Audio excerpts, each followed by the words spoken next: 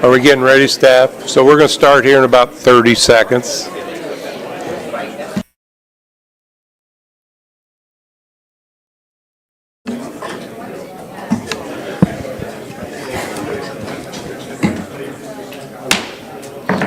So I will go ahead and call the meeting to order. Tippecanoe County Area Plan Commission for April 15th, 2026 will come to order, and first on the agenda is the roll call.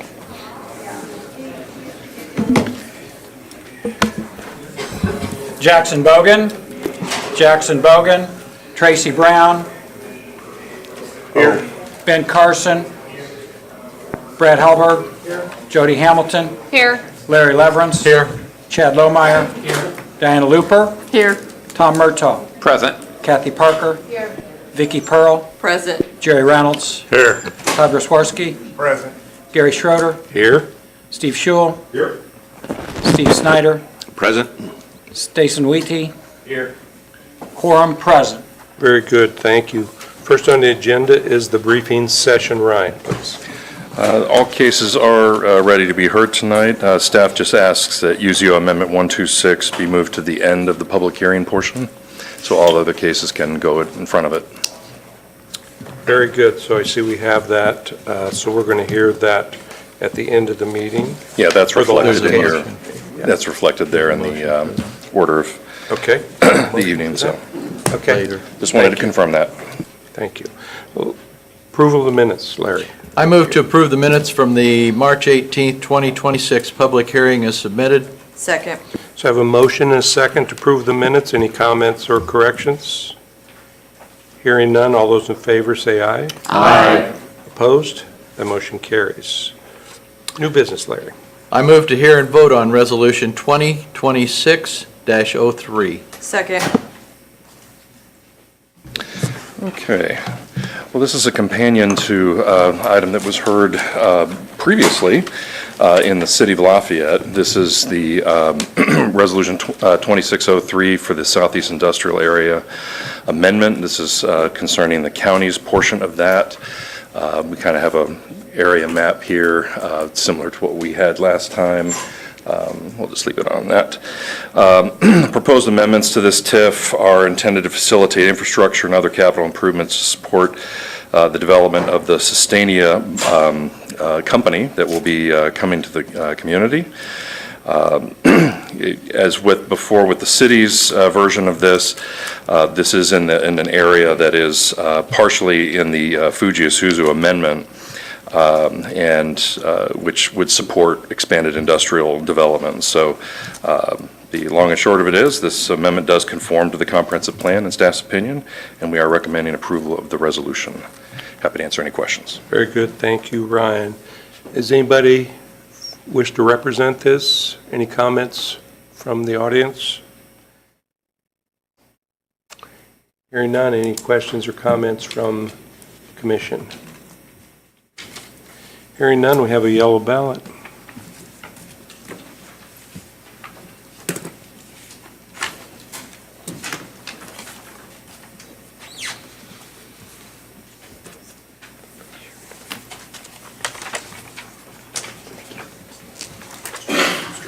Oh, sorry.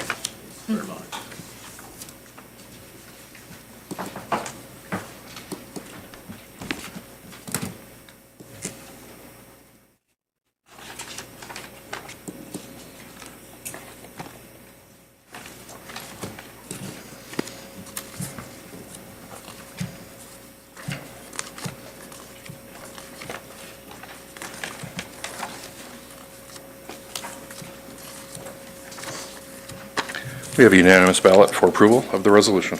Very good. Thank you, Ryan. So we're going to enter our public hearing portion of the meeting, and I have a statement that I'd like to read. For those of you unfamiliar with our procedure, the commission would like for you to know the following.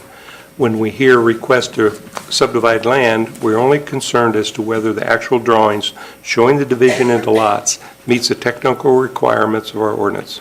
The question of appropriateness has already been determined. Anyone wishing to make a comment or provide us with information regarding any subdivision petitions will be given an opportunity to do so. When we are hearing a request for a change in zoning, we're trying to determine if the new zone being requested and the uses allowed in that zone are appropriate to that property and supported by the comprehensive plan. With each case being heard, our staff will present its report. Then the person requesting the rezone will be given an opportunity to do so. Following that, those of you wishing to speak in favor of the rezone will be recognized. And then those who wish to oppose it will have a turn. This will be your only time to speak. The person requesting the action will be allowed a rebuttal. Plan Commission members will then ask questions and finally vote. Please limit your statements no more than 5 minutes. When we ask that you not repeat what others before you have already said. We are a 17-member body and a majority of 17 is 9. Regardless of how many commissioners are actually present, at least 9 votes in favor or 9 votes against are required for our action to be final. If fewer than 9 of us agree to either approve or disapprove an action, the case must be heard again next month. Our vote on a request to subdivide is final. Our vote on a request to rezone serves as a recommendation to the appropriate city council, town council, or county commissioners, who must ultimately decide on changes in zoning. When addressing the commission, please state your name and address for the record, and we have a sign-up sheet over on the desk. Cell phones must be turned off while the meeting is in session. If you need to make a call, please step out of the room before using your phone. All exhibits presented to the commission become property of the commission. Larry.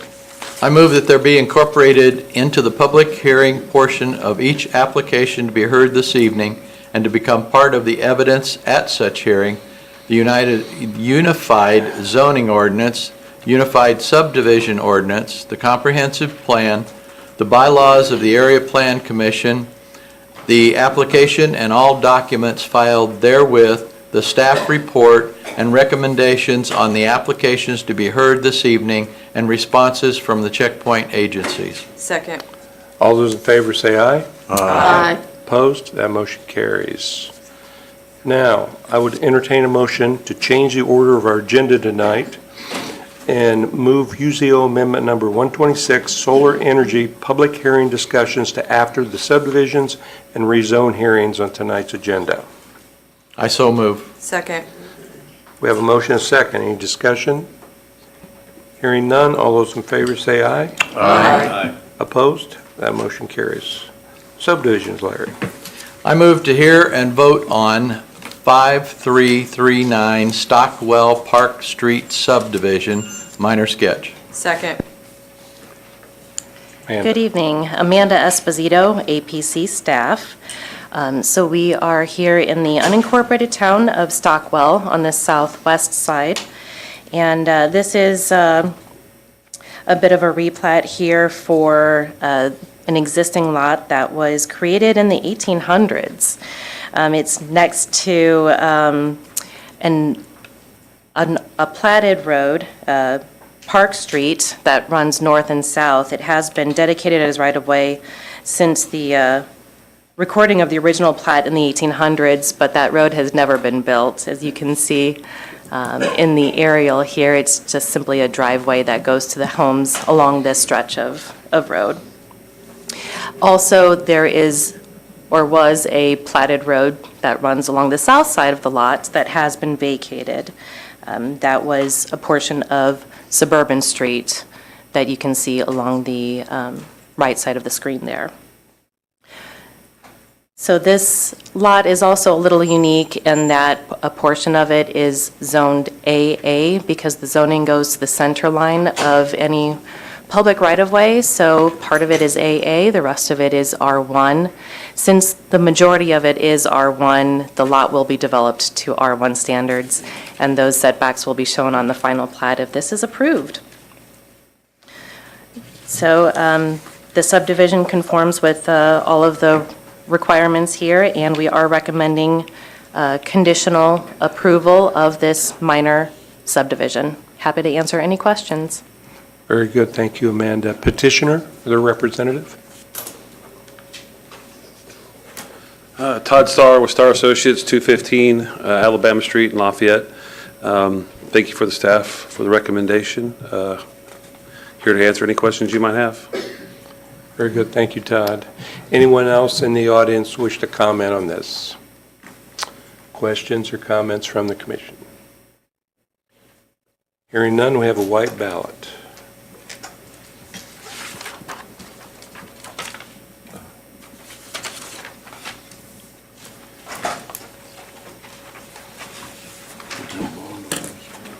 No.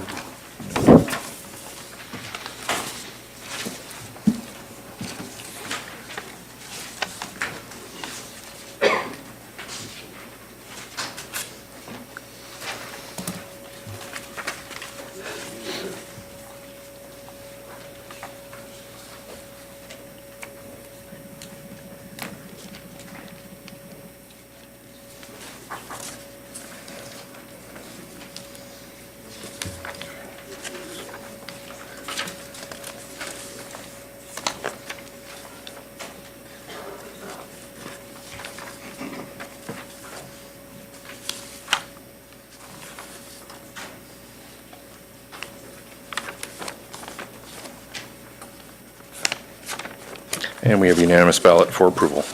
Very good. Thank you, Ryan. Larry? I move to hear and vote on S 5340, cottages at Millbrook subdivision, major preliminary. Second.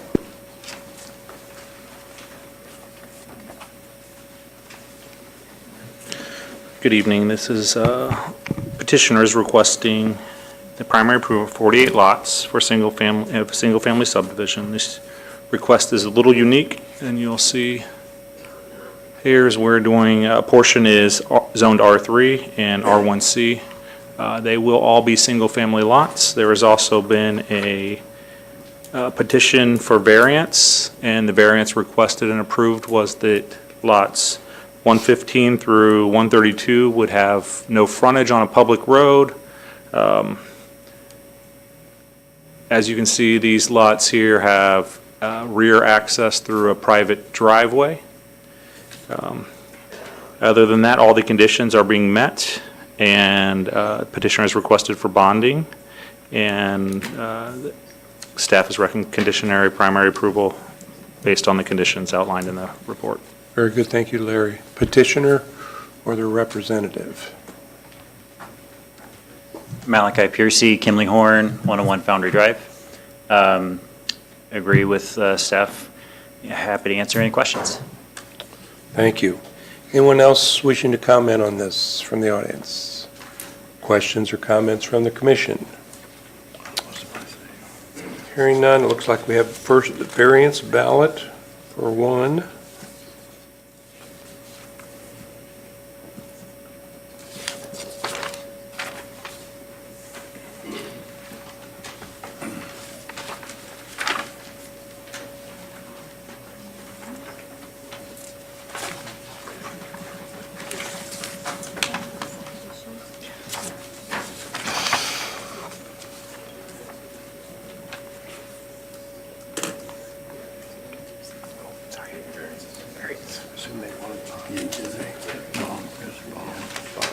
Yes. Thank you.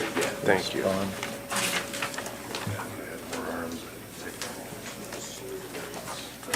Yep.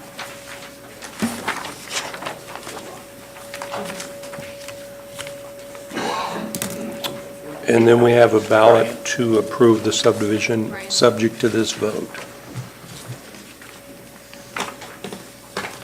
Thank you.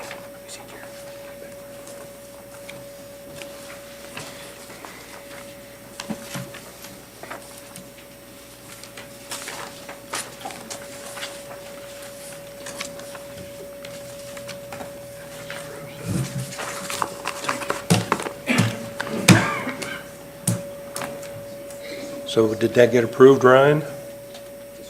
Yes. The variance is approved Very good. unanimously. Thank you. Okay, so now I have a ballot to approve the subdivision. So.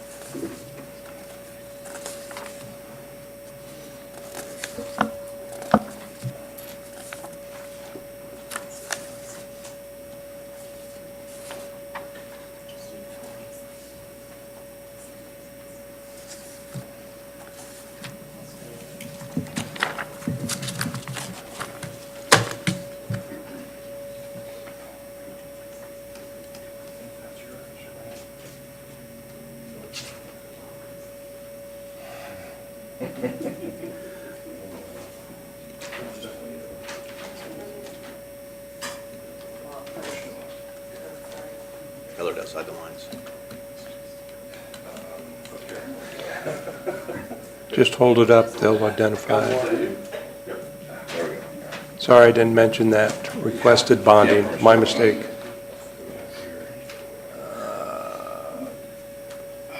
I don't know who that is. That's Brian. Brad.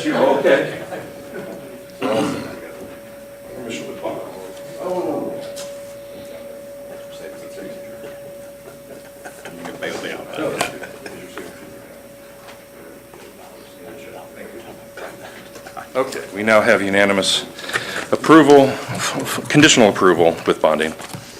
Very good, thank you, Ryan. Larry. I move to hear and vote on S 5341 Cross Acres subdivision major preliminary. Second. Thank you.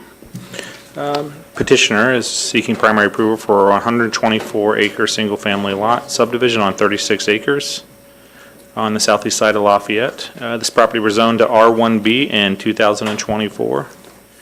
Most of the standards are, the development is normal, standard development. We do have a stub to the northeast that will, it's a little unique because it will stub into the property to the east for future development. Currently, it's shown as a cul-de-sac.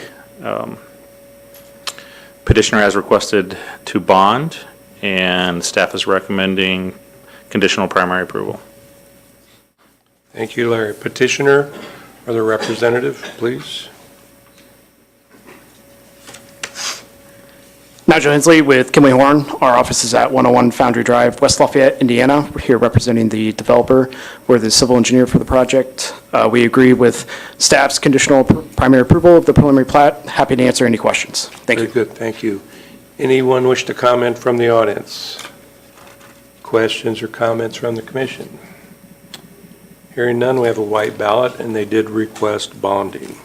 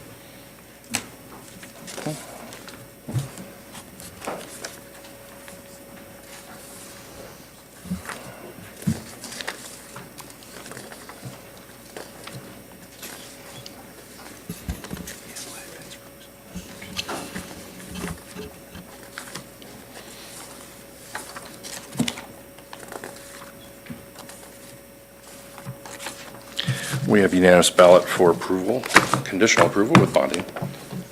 Very good, thank you, Ryan. Next case, Larry.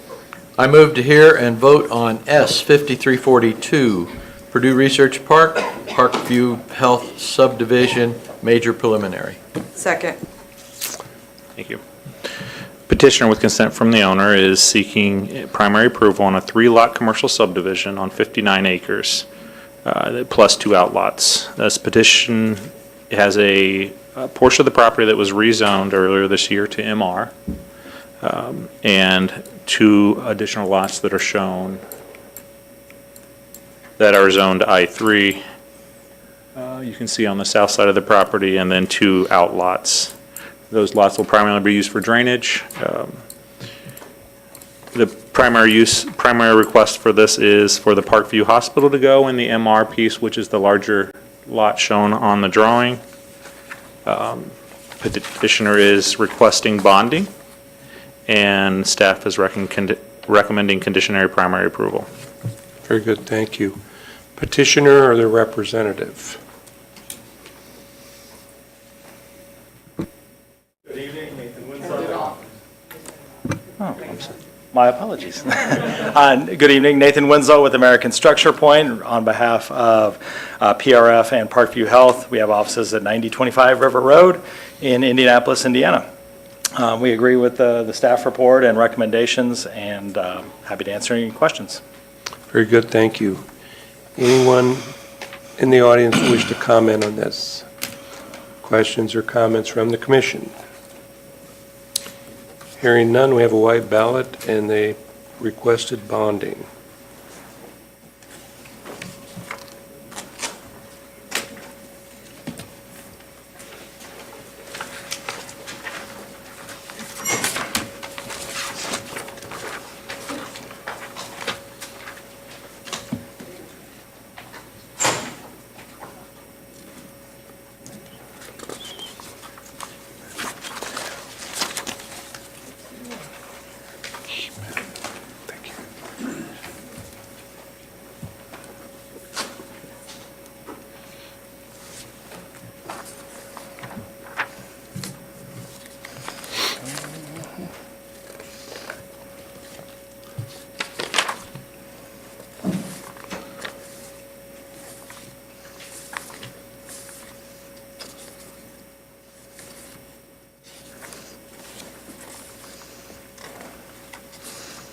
And we have a unanimous ballot for approval, conditional approval with bonding.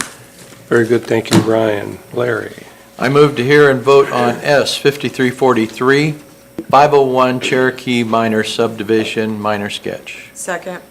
Amanda? Thank you. Our last subdivision of the night here, and it's the first of its kind. It is the first townhouse subdivision that we've heard so far since the new townhome zoning code was adopted. So we're here in Lafayette on the southeast corner of South 5th Street and Hickory Street, Cherokee Avenue in Lafayette, and it is a replat of an existing lot 43. So it was rezoned to R1T from R2, which is single and two-family residential, back in March of last year. As you can see, it's mostly R2 surrounding it here. There's a picture of the lot. The 4 townhouses are actually nearing completion on the lot. There's a bit of a learning curve here when it comes to these townhome developments. We believe that the UZO intended for the sketch plan to be filed before permits were issued, but as I said, we're all still learning how this townhouse thing is working. So there are going to be 4 townhomes on the lot. Again, it's the first one of its kind here, and they're all situated not on an alley, kind of sideways to what you would normally see with the townhomes being rear-loaded on an alley. So they're just situated on the lot a little bit differently here. But they do meet all of the subdivision requirements after a handful of variances that went before the Lafayette BZA and were approved. So we are recommending conditional primary approval based on the conditions in the staff report. Happy to answer any questions. Very good, thank you, Amanda. Anyone in the audience wish to comment on this? Questions or comments from the board? Hearing none, we have a white ballot. Was there bonding or not? No bonding? No bonding. Thank you. Thank you.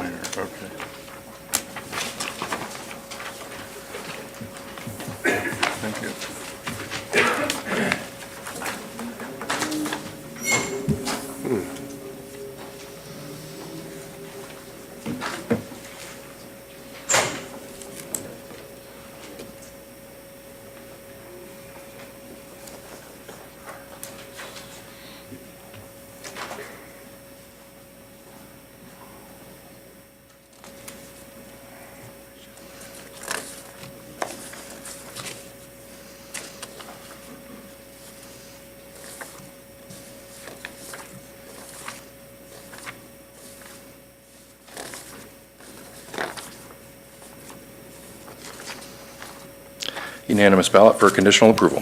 Very good, thank you, Ryan. Larry? Rezoning, move to hear and vote on Z 3026, Aaron Walker, R1 to R1C. Second.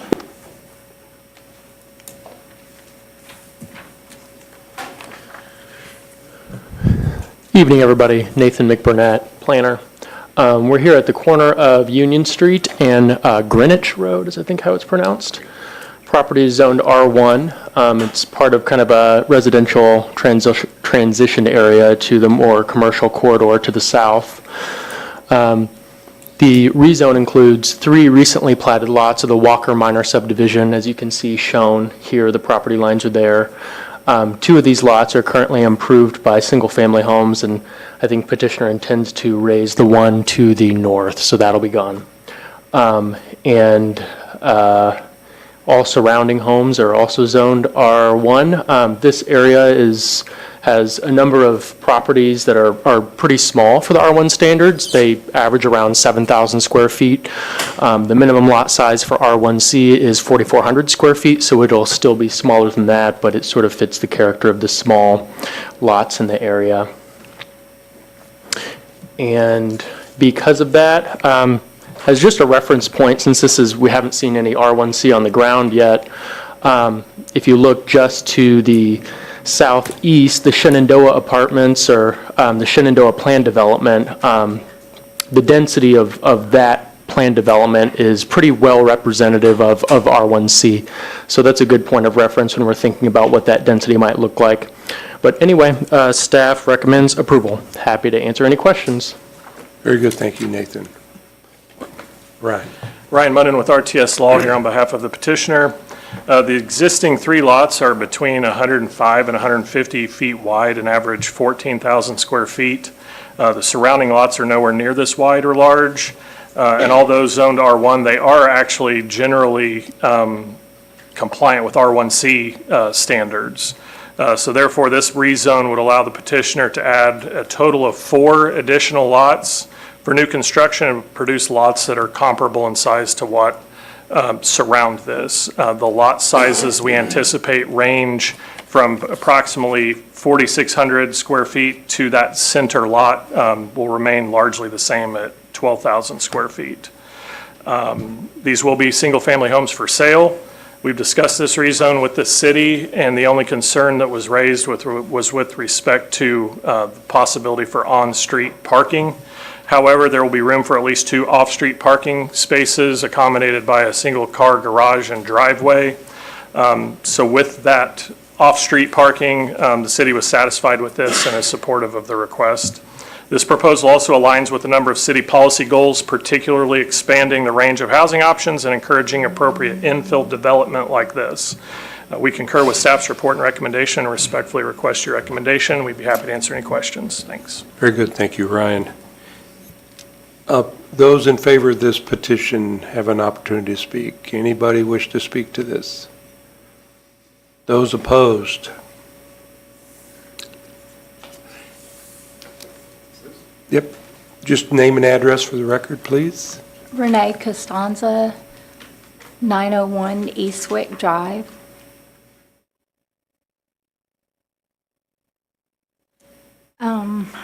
I am here for the oppose, though I am not certain of the information.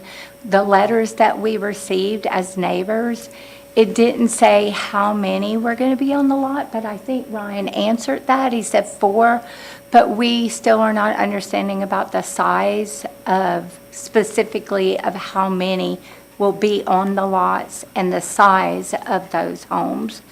And the concern about the conifer tree being cut down, we're concerned about that. And I have a concern about, I know the city is going to be really great about working with them they're going to pay for the sewer and water, but it's aged infrastructure, and we just want to make sure we're still going to get our water and our electrical and everything is going to be good. That's all. Okay, very good. If you'd sign in, please. Anyone else wishing to speak against this? Rebut Ryan, please. With respect to the size of the houses will be approximately 1,250 square feet. Regarding trees, if there are trees in the way of building sites, unfortunately, they would be cut down, but any trees that are able to be saved, obviously, we would try to do that. I'm not sure specifically which tree she's referring to.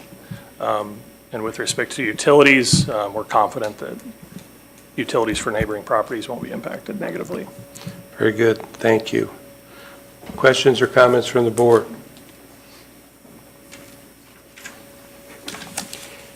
Hearing none, we have a yellow ballot.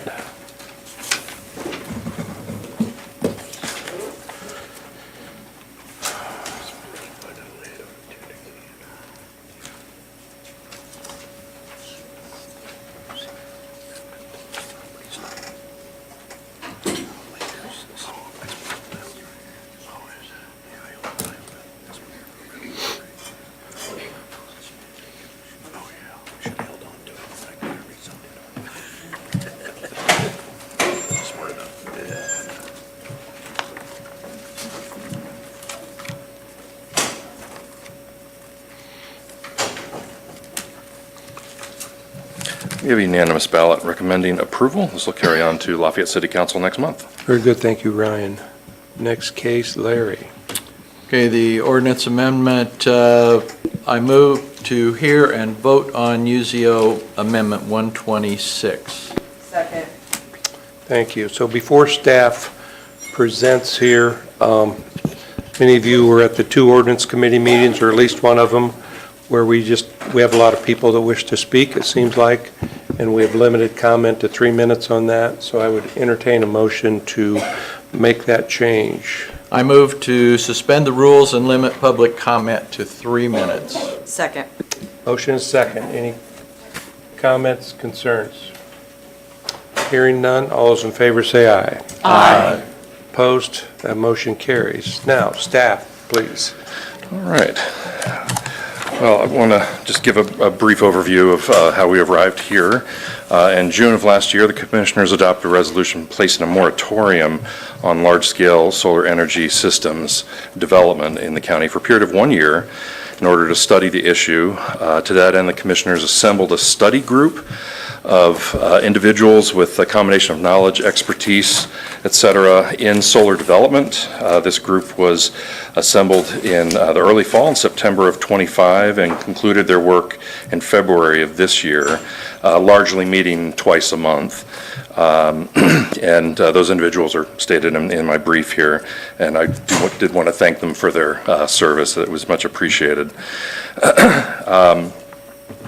Over the process of developing the code, it became clear that there was we weren't going to be able to achieve a full consensus on every single proposed change.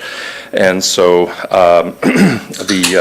we essentially took these series of recommendations, some with consensus, some without, to the ordinance committee this year, of course, in March, where we heard a lot of public comment. And then in April, for the April ordinance committee meeting, staff was asked to kind of translate those requested changes to the draft into ordinance format for kind of a final review.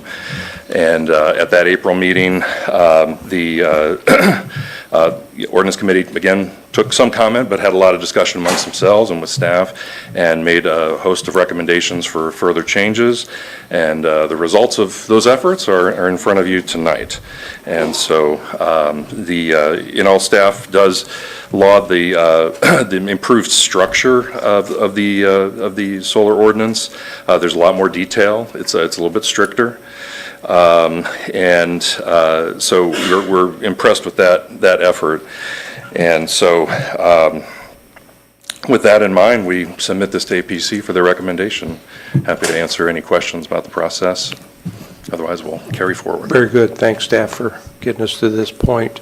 And for many of you that were at the ordinance committee meetings, as I stated about the process, in the end, the legislative body gets to write their own ordinance, even though it follows this process that comes to the staff for recommendation, ordinance committee for public comment from us, then we send an ordinance to the commissioners, and it can be changed at this meeting, but it cannot be changed at the commissioners' meeting. If it gets sent there, they either vote up or down, or they can send it back to us for more review or tweaking, but in the end, what they send back to us is what will become an ordinance. So that's why we have these public hearings. So before I take public comment, I thought I would hear from the commissioners if they had any comments to make.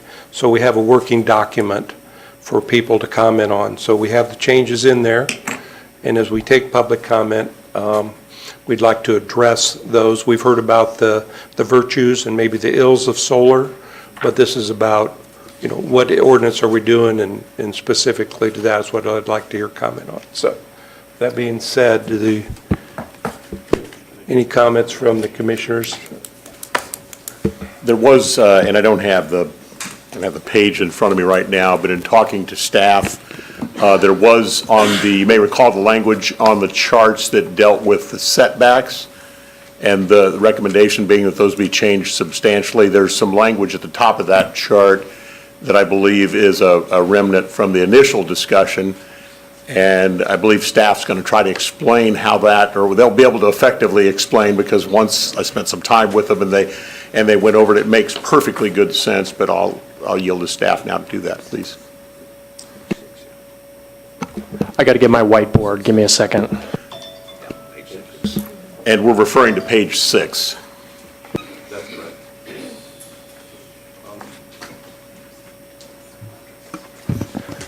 All right, so I was requested to draw this out on a whiteboard, a scenario that illustrates the setbacks. The public is not going to be able to see this because it's going to be facing the opposite way. So I'm happy to turn it around after the fact.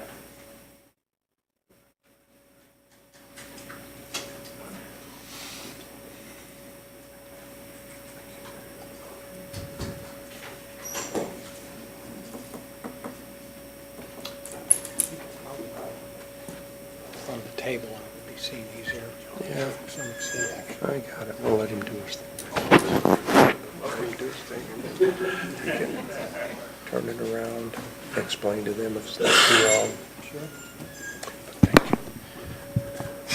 So just for a little bit of context, the portion in question in the setback section is at the top of this table that's shown on the screen.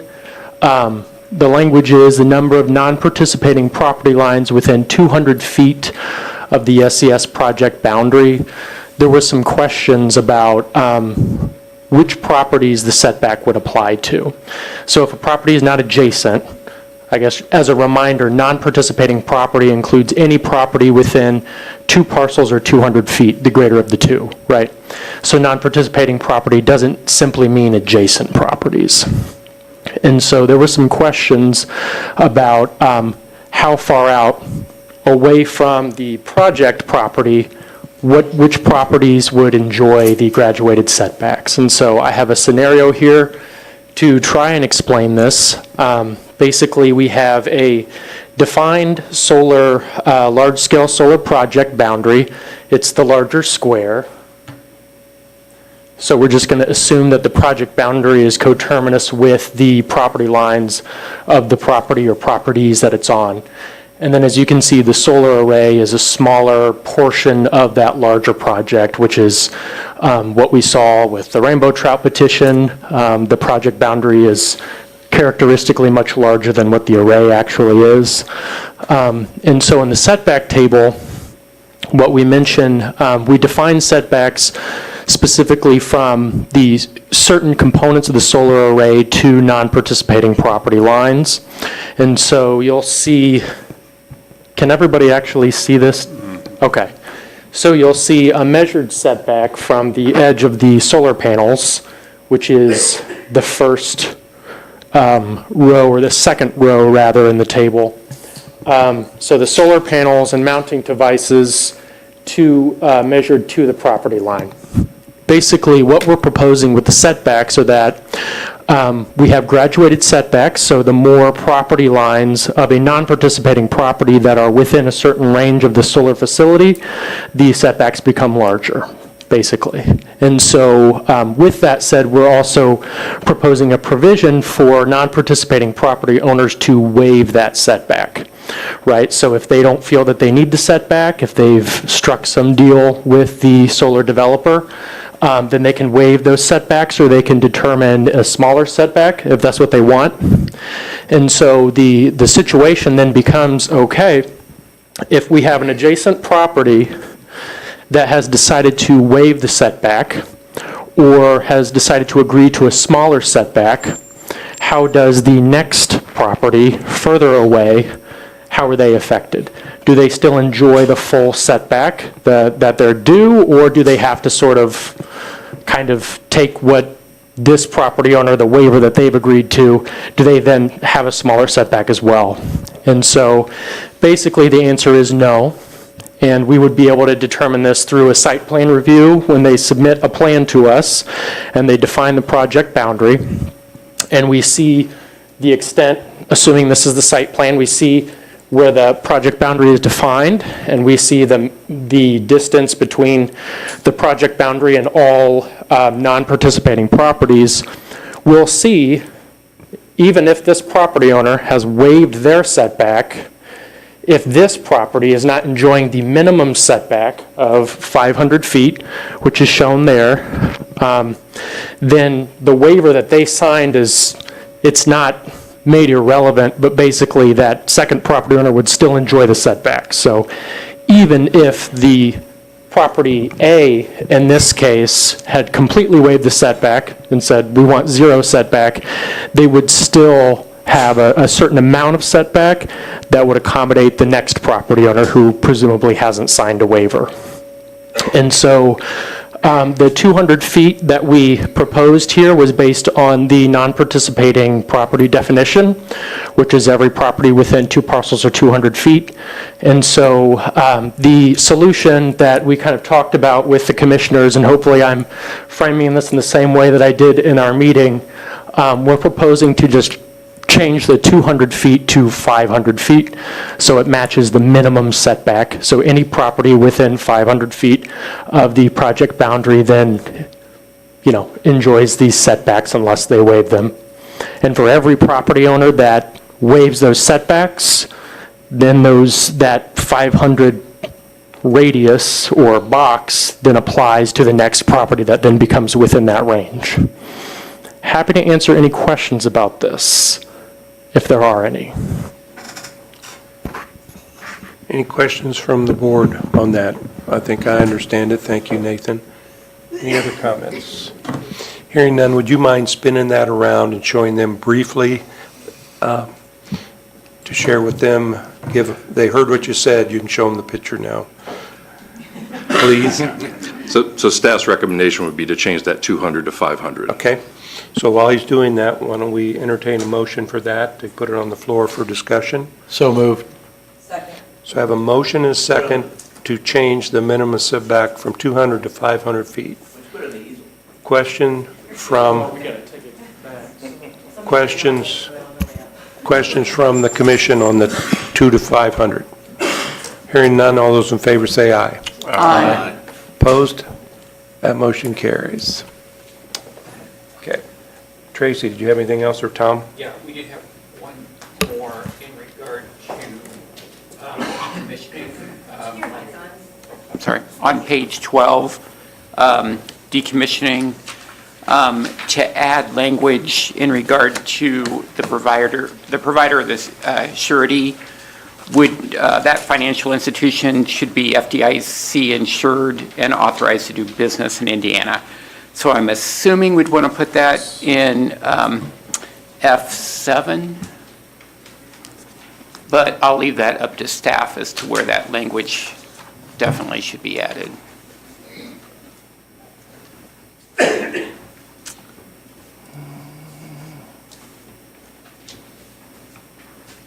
Yeah, I think 7 would be the place to go. So if you'd like to someone would like to make a motion to that? So I'll make a motion, we add that to section F7 in regard to decommissioning. And that language would be that... That the provider of the surety must be FDIC insured and authorized to do business in Indiana. Very good. Motion. Do we have a second? Second. So we have a motion and a second. Any comments or questions? Hearing none, all those in favor say aye. Aye. Opposed? That motion carries. Anything else? One thing. Yes. May I? Yes. Staff, this is just an editorial thing. Same area on decommissioning on 5, 6, and 7. On 5 talks about surety, 6 talks about surety, but then 7, nowhere in there did it talk about requiring a surety until you get to 7. And I'm thinking, I mean, this is a small thing, really, moving 7 up to become 5, and the other 2 down to become 6 and 7. Just for editorial reasons. I think that will work. So you're proposing to bump 7 to be number 5? Yeah, and then- 7 now talks about the owner shall be required to file, Right. but above, it talks about sureties, but doesn't, you skipped over being required. And I'll That's make that, acceptable. Yeah. Yeah. can I move that, can I make that a motion? All right. I'll make that a motion. Well, sorry, one thing. Yeah, Maybe, so 4 talks about the cost estimate.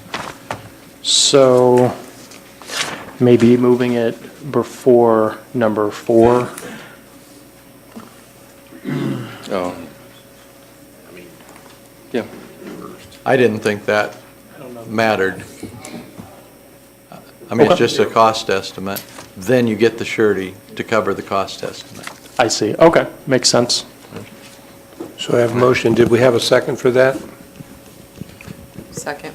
So I have a motion and a second just to move 7 up to 5. And 7 becomes 5, 5 becomes 6, 6 becomes 7. Very good. Questions or comments from the board on that? Hearing none, all in favor say aye. Aye. Opposed? That motion carries. Any other comments to edit what we're going to discuss? Hearing none, I think we will take our public comment, and we're going to 3 minutes, and he'll give us a, 15-second, 30-second? 30-second time limit, so. Warning. Yeah, please come forward if you wish to comment on the proposal.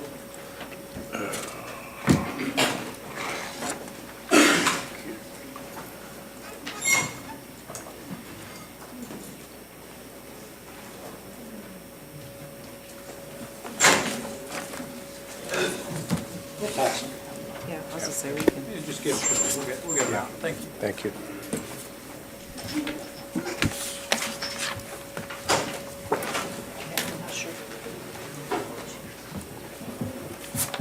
Okay, go ahead, Okay. please. My name is Gwen Feemster, and I'm a rural homeowner in Tippecanoe County. I'm speaking tonight to you to ask you to insert a larger setback requirements for any substations built by any solar energy systems developers. As someone who faced the possibility last summer of having a home surrounded on 2 sides by substations due to a utility-scale solar project, this provision is extremely important to me and my neighbors. We already suffer 24/7 noise pollution from a public utility substation that can be heard through the closed walls and windows of our homes. The thought of that impact doubling or being forced upon other citizens in this county is unbearable.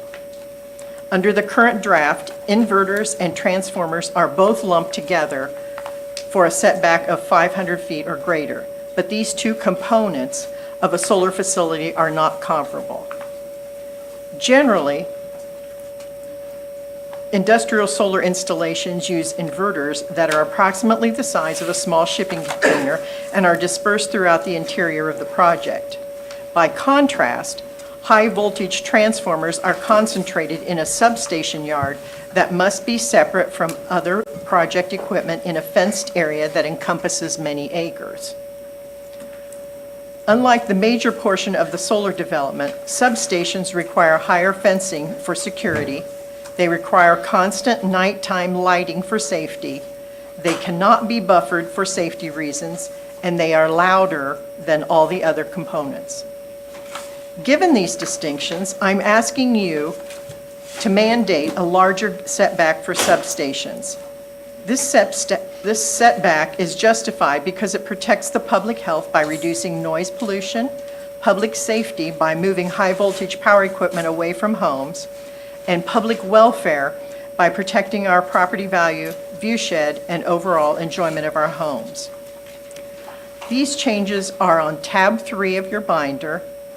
Please strike the setback for transformers from section 4-12-2B8C entirely and insert a new substation to state, unless waived by the non-participating property owner by written consent, all components of a newly constructed substation shall be set back 2,500 feet from non-participating property 30 seconds, lines. please. Thank you.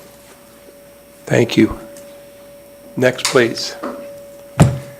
My name's Bob Feimster, same address, same house.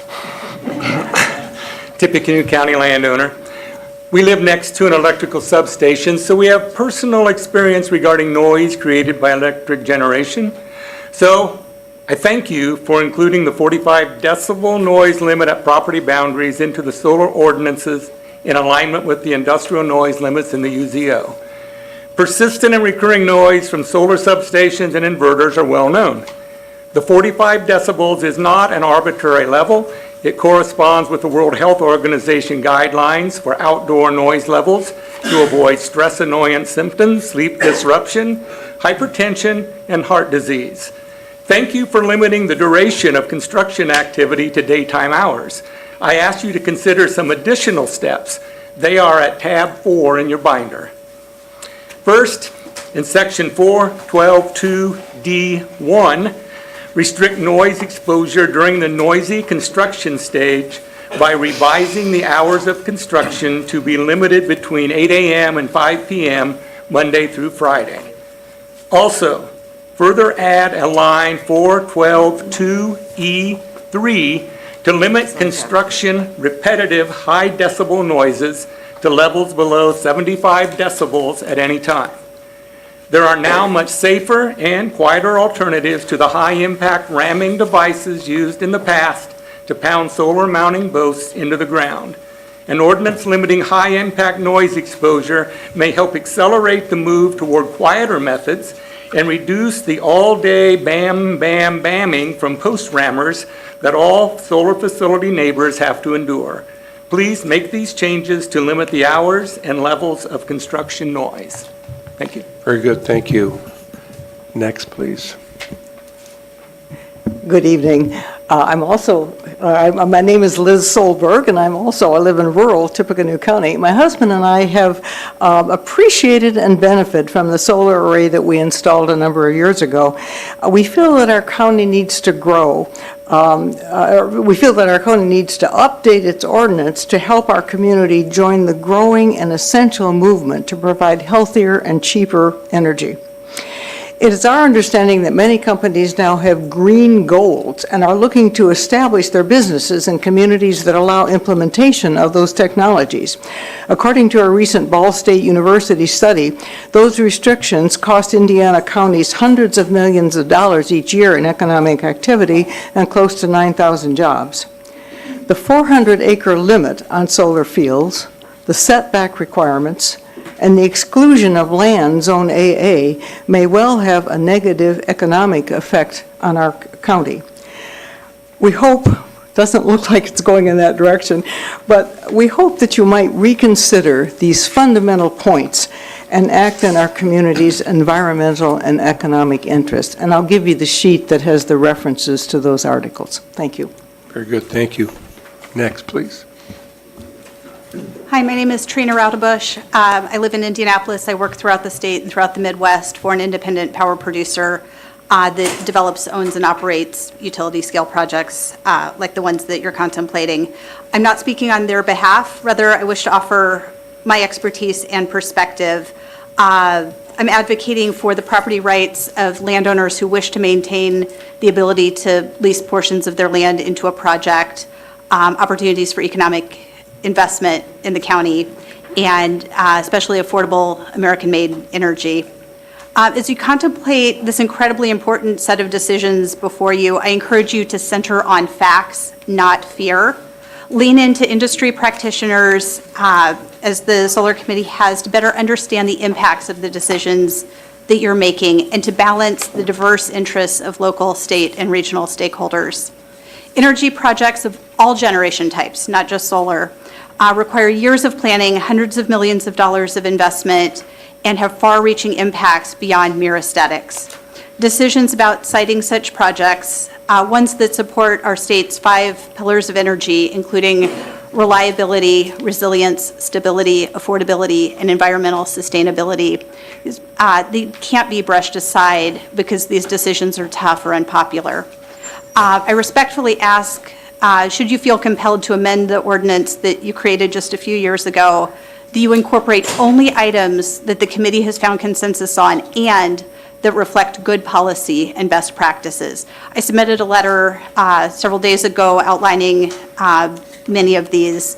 I do want to commend you on several elements that are in the proposal, including preliminary road use decommissioning and maintenance plans, the inclusion of pollinator seed mixes in your ground cover, agricultural or game fencing, in addition to or in place of chain link, and ensuring anti-glare coating is used. But there are several elements that raise considerable concern and questions. The contiguous boundary being one of them, the definition of occupied structures, another, the 400 acre cap per project, and the 6,000 acre cap for the county. Those provisions encourage bad development practices in some cases, and certainly encourage a rushed development process. 30 seconds, please. All of those also deter transparency. So I just encourage you to make a thoughtful, reasonable, fact-based decision tonight. And remember that energy is intertwined with every aspect of our lives. Thank you. Very good, thank you. Next, please. I'm Mark Muller. I live at 5960 Hoover Road, West Lafayette. The APC originally had solar ordinances related to petitioners needing to submit an emergency response plan that had been reviewed with local organizations and approved by them before a project could proceed to the submission stage. In the current ordinance draft, it is unclear when an improved emergency response plan must be submitted, and there are no specifics regarding what the plan should cover. Under 412(2)(c), additional application requirements, a new part, 1-D, is needed with specific content and language. Our submitted emergency plan content is on tab X of your binder. The areas that must be covered include notification systems, training, procedures to follow, emergency scenarios, details on equipment, cutoff systems, and water supplies, among many other details. It's shocking that the ordinance draft submitted to you tonight makes no reference to requiring any type of emergency plan or safety provisions to protect our emergency response community. This is totally unacceptable, and it is going to be up to you to right this wrong. Many of you on the committee received advance requests to correct this oversight. This emergency plan content list has been discussed and reviewed with one of our volunteer fire departments and has been submitted to another for comment. The content is consistent with the emergency plan elements our industrial facilities in the county must have in place to comply with OSHA workplace and emergency response standards. We must ensure our emergency responders are protected and have a voice in the design and layout of solar facilities' safety features. It's going to be up to you to make sure they do. Please vote to adopt these emergency plan requirements. Thank you. Very good, thank you. Next, please.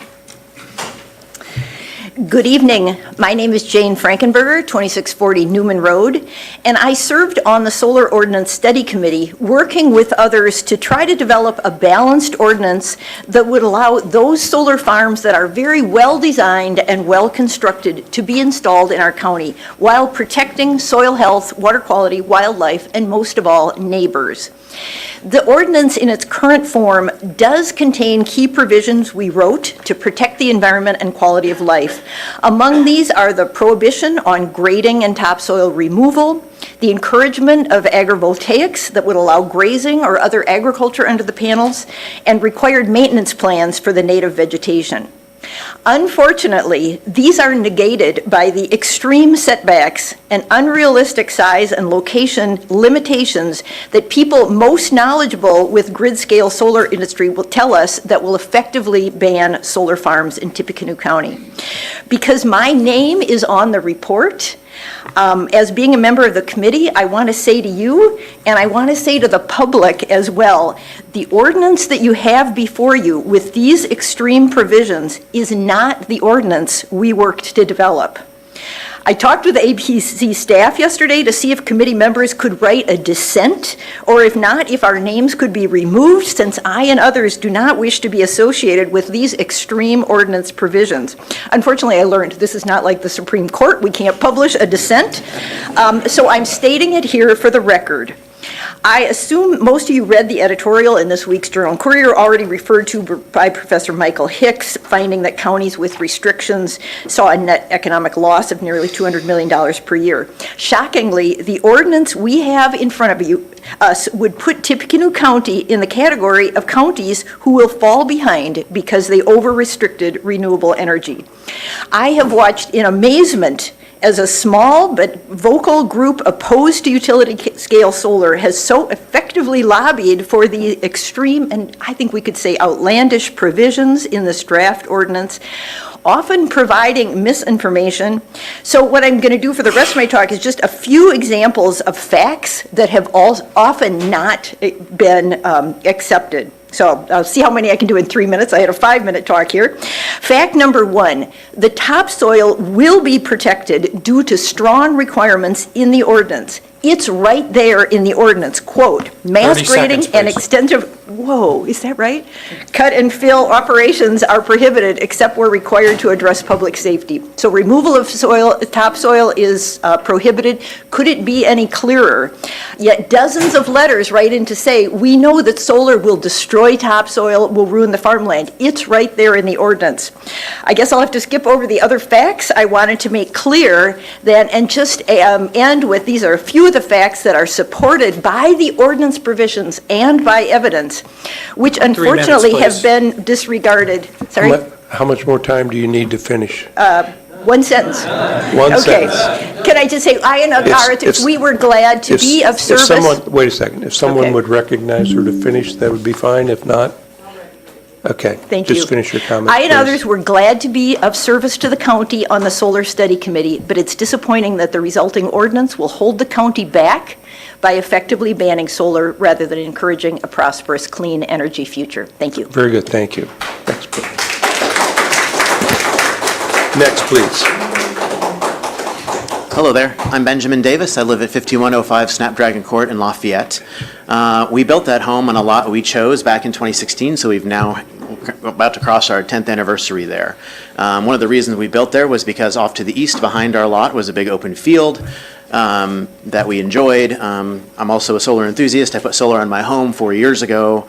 I would really like to see, I would always imagine seeing that field be filled with solar.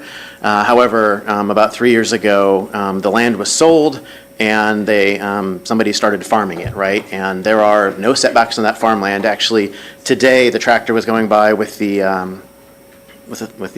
device behind it, that's the tiller behind it, right up next to my fence, as close as they dare to get to it. So, they planted corn there 2 years ago, beans last year. I'm expecting them to plant corn here again. So for a while, I'm going to lose my view. If they had solar there, the solar would be facing south. I face east. I would still have my view. So my point in this is another piece of information. 500 feet away, according to Google, there is a grain bin on the other side of this field that used to be an open field. And according to these setbacks, if somebody wanted to install a utility-scale solar project on this land in the rural area of Tippecanoe County, they wouldn't be able to, because again, that 500 feet is basically the width of that entire field. So, but at this point is that we can allow farming in areas where with this we're having a disconnect between where we're allowing farming and where we're allowing solar. I don't know why we're favoring one versus the other. I think they should both have the same shot. The other two pieces I wanted to mention is, I haven't seen anywhere in this, and maybe I'm missing it, what the definition of large scale versus community scale solar is. The community scale solar is specifically 25 feet, where large scale solar is much further. Again, I've looked as much as I can the last few times. I don't see where that is defined anywhere in this. And the last point I'll make is that the 400 acres, again, the last time this was mentioned, right, it was like we all talked about 400 acres, and the consensus was that it felt good. I don't really feel that's a good reason necessarily to choose 400 acres as a maximum. So that's what I've got. Thank you so much. Very good, thank you. Next, please. Good evening. My name is Joe Soborowski on 938 Shepstow Lane. I too was on the Solar Ordinance Committee with Jane as well. You also heard me speak at the last APC meeting. Thank you for that, as well as the ordinance meetings. I told you then the average setback across all counties in Indiana is just under 450 feet. We got 500 feet. That's not absurd, right? And if you look at the data on all the operational solar facilities in Indiana, the majority, almost 90%, are on 300 acres or less. So 400 acres, again, is not extreme. Now, what I really want to talk about is one thing to circle back to, okay? I know you just voted on the 200-foot limit. I know Mr. McBurnett came up and described with his graphic. But the big issue is the definition is missing of what an SES project boundary is. It's used throughout the entire ordinance, and it's not defined. I know that Mr. McBurnett mentioned that if it's coterminous with the parcel, then this. But what is the actual definition of SES project boundary? Is it the parcel that's leased, or is it not? So that needs to be defined because it's used throughout. So I would strongly suggest that you get a proper definition for that. That way, because everything follows from it, as I mentioned. The one thing I did want to come up here and talk about, which is kind of my thing always, is glare. There was a placeholder at last ordinance committee meeting, and that placeholder is still in here, so I wanted to address it. It was mentioned by some Purdue professors that foot candles is not appropriate. They're absolutely correct. Another professor mentioned that there was a CIE 177 requirement. That's incorrect. That's for indoor lighting and glare. So the correct standard is what is in tab 6 right there. I'm not going to read it all to you. I've worked as a liaison for the FAA. I understand the solar glare hazard analysis, and this is the Sandia National Laboratory Standard, and it's about 0 minutes of glare. And if you look across counties, which we've looked at all these ordinances prior to the Ordinance Review Committee, majority have no glare on adjacent properties. And how do you prove that? Because I know Mr. Burns wanted something that they could actually tangibly look at. The Ford Solar software and like comparable software provides that analysis, and it's standard across all solar developers, which Mr. Mundine knows about because last year it was provided with the application as well. And guess what? Rainbow trout met the standard of 0 minutes, so not to be feared as well.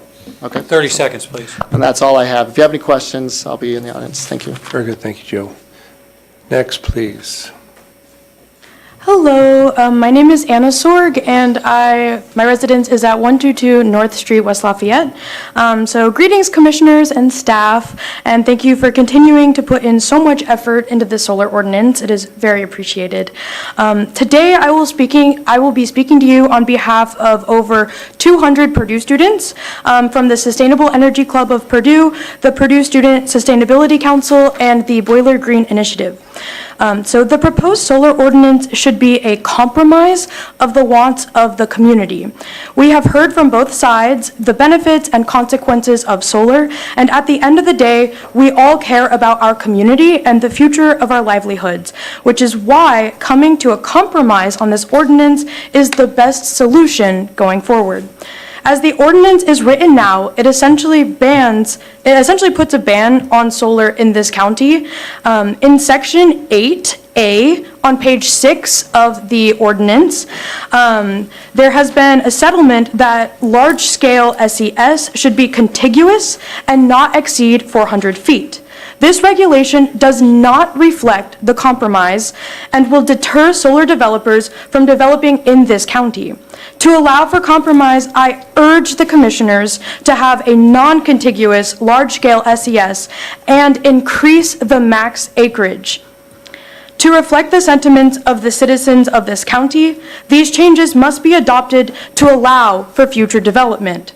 With these changes, developers would be able to create large-scale solar development while still protecting the residents and environment.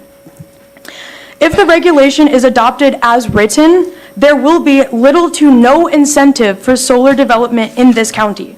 I have listened to the demands of everyone in this room, and I, along with the citizens from the community, as I have continuously been canvassing and phone banking the citizens of Tippecanoe County. And it is clear that no one is fully against solar itself. We just want solar to be developed thoughtfully with its residents in mind. By including a non-contiguous regulation and increasing the total acreage, the ordinance would simultaneously attract developers and have measures in place to protect its residents and the environment. 30 seconds, please. The future of each and every one of us relies on energy and renewable energy systems. For the betterment of our community, it is important that we compromise on a non-contiguous development or increase the total acreage of large-scale SES. Thank you. Very good, thank you. Next, please. Good evening. My name is Suzanne Collins, and I live at 7602 Amanda Lane. That's in Shelby Township. I want to thank the Ordinance Committee for taking the wise action to insert language in the solar ordinance draft that says, "A solar energy system shall not include battery storage systems." One clarification would make this portion more readily understood if you have the addition of a definition of the type of battery energy storage system which is being prohibited. That would clear up a lot of confusion. So if you look at tab 11 in your binder, I recommend that you indicate commercial battery energy storage systems are prohibited in section 1-10 definitions. Commercial battery storage systems. I also ask you to include the definition of BESS, which is in the handouts, to distinguish commercial battery energy storage systems from accessory battery energy storage systems. They serve very different functions, so those should be distinguished. These definitions come straight from recent BESS ordinance language approved in Warren County and FPA 855 definitions. NFPA 855 is the reference national code the Indiana legislature chose for the 2023 state statute regulating BESS facilities. This wording change will not only clarify your prohibition of BESS for commercial large-scale solar ordinances, but it will also create in the UZO a set of definitions which can be used to guide any future ordinances dealing with BESS facilities. Thank you. Thank you. Next, please. Nicole Dutlinger, 511 Kerber Road, West Lafayette, Indiana. Thank you for the opportunity to speak today. If you turn to tab 8 in the binder, you'll see ordinances for utility scale solar systems and their components. These ordinances would fit in with 4-12-2-B. I won't go through all the different numbers for you since they're printed in there. These were developed in conjunction with a solar industry expert. I'm here in support of adopting these ordinances because they establish clear, objective, and industry-aligned standards that protect our community, our infrastructure, and long-term investments in solar energy. As you can see, there are 4 sections in the systems and components ordinances. I'll briefly describe each and highlight why they're important. First, the certification and listing requirements are essential. Currently, warehouses are full of cheap, uncertifiable, non-bankable photovoltaic modules, otherwise known as panels, waiting to be bought up by developers to install in counties without proper ordinances. By requiring the standards listed, we ensure that every panel installed meets nationally and internationally recognized safety and performance benchmarks. They are the same standards expected by utilities, inspectors, and financial institutions. So it ensures that the equipment is safe, reliable, and bankable. Second, environmental design standards reflect what it is to live in Tippecanoe County. These must be built to withstand 115-mile-hour winds, significant snow loads, hail up to 1.5 inches, and temperature extremes from -40 to 185 degrees. These are not exaggerated numbers. They're based on established engineering standards and local climate realities. By requiring documented structural certification and long-term warranties, we ensure the systems are durable, resilient, and capable of operating for decades. Third, the mounting and racking requirements. These are providing stability and reliability. This is why ordinances include fixed tilt systems. Many people in past meetings have brought up Jasper County and how the solar panels folded like kites in the wind even before the tornado struck. These systems are proven to withstand severe weather better than more complex tracking systems, which can fail under high wind conditions. It reduces the risk of damage during storms, minimizes long-term maintenance issues, and protects landowners and surrounding properties. And then finally, the inverter and distribution standards address real concerns around noise, scale, and system reliability. By encouraging distributed inverter configurations and limiting unit size, the ordinances prevent the concentration of noise and visual impacts while 30 seconds, also please. improving resilience. Opponents will likely say that these are barriers. They are not. They are industry standards that reputable and certified solar developers already use. They provide clarity to developers, confidence to the public, and protection for our county. They ensure that if solar projects are built here, they are built right. I respectfully urge you to adopt the ordinances as written in there on tab 8. Thank you. Thank you, Nicole. Next, please. Good evening. As president, I'm Donna Scanlon. My address is 11401 South, 500 East, Lafayette. As president of the Tippecanoe County Farm Bureau, I want to thank you for the opportunity to speak and be heard again tonight and to represent our board. And despite being significantly impacted by the ordinance, no full-time farmer was appointed to the study group. Therefore, we ask that you now will thoughtfully reconsider the impacts this ordinance will have on one of our county's greatest assets and our county as a whole. Until Tippecanoe County publishes this ordinance permitting industrial use on zoned agriculture, you do not have a property owner rights issue. However, permitting a use which both diminishes nearby property resale and drives up farm rental ground cost countywide, most likely beyond what working farmers can realistically compete with, creates harm to your Tippecanoe County residents and a property owner rights debate for the foreseeable future. Please reconsider industrial use on agriculture zones, especially those which perform above national yield averages. The National Renewable Energy Laboratory has identified extensive opportunities for solar development on disturbed lands, brown fields, rooftops, and parking lots without consuming prime agricultural ground.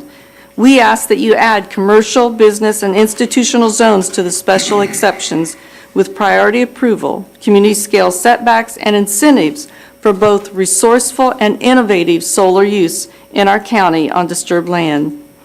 These companies require both opportunity and motivation to choose an option which benefits our county.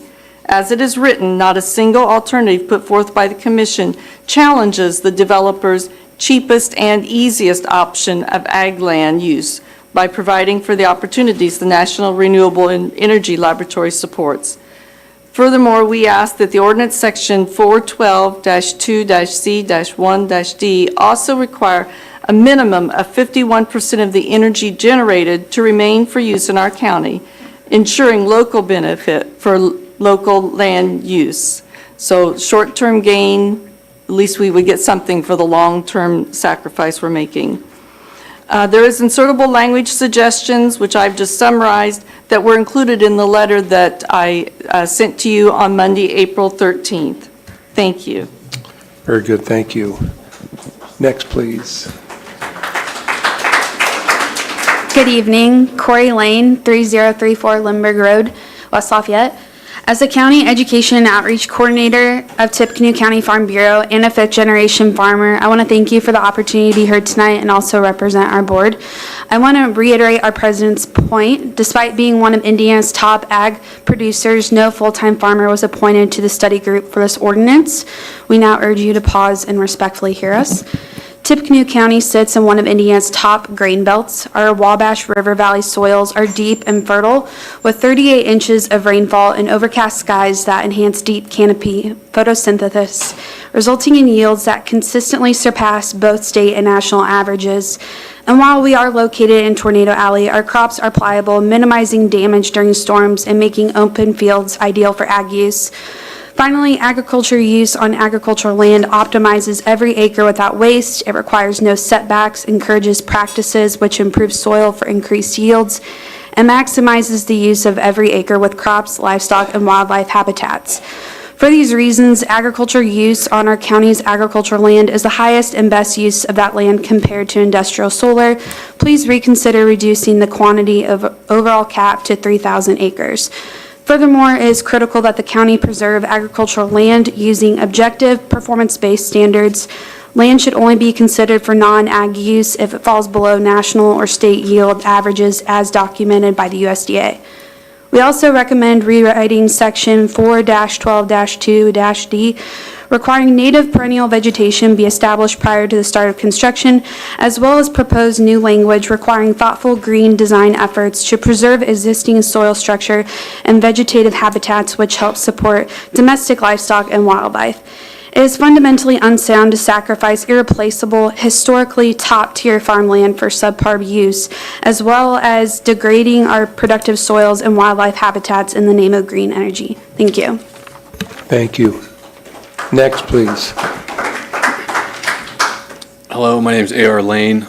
I live at 127 Westwood Drive here in West Lafayette, Indiana. Thank you for all your time, effort, and patience with all the community engagement. Again, thank you for putting all this together. I want to also thank the experts who initially put together the ordinance, spoke earlier, and saying that their name was on the original document and now it's not the original document, so I understand that frustration. A couple things I do want to mention that have been, I feel, skewed or spun is with AA agricultural land. I understand its value. We're here in Indiana. Half my family's farmers, the other half have worked in building homes and stuff like that. So anyways, with agriculture and land, if it becomes a solar, utility solar project, 30 years later when that lease is done, it has the opportunity to go back to farmable land. If it's sold off to developers for real estate, which I believe more than 3/4 of sold agriculture land is sold to housing developers, that's never going to be a farm again. That house hopefully is going to stay there for a long time. When it comes to farmers and their diversification,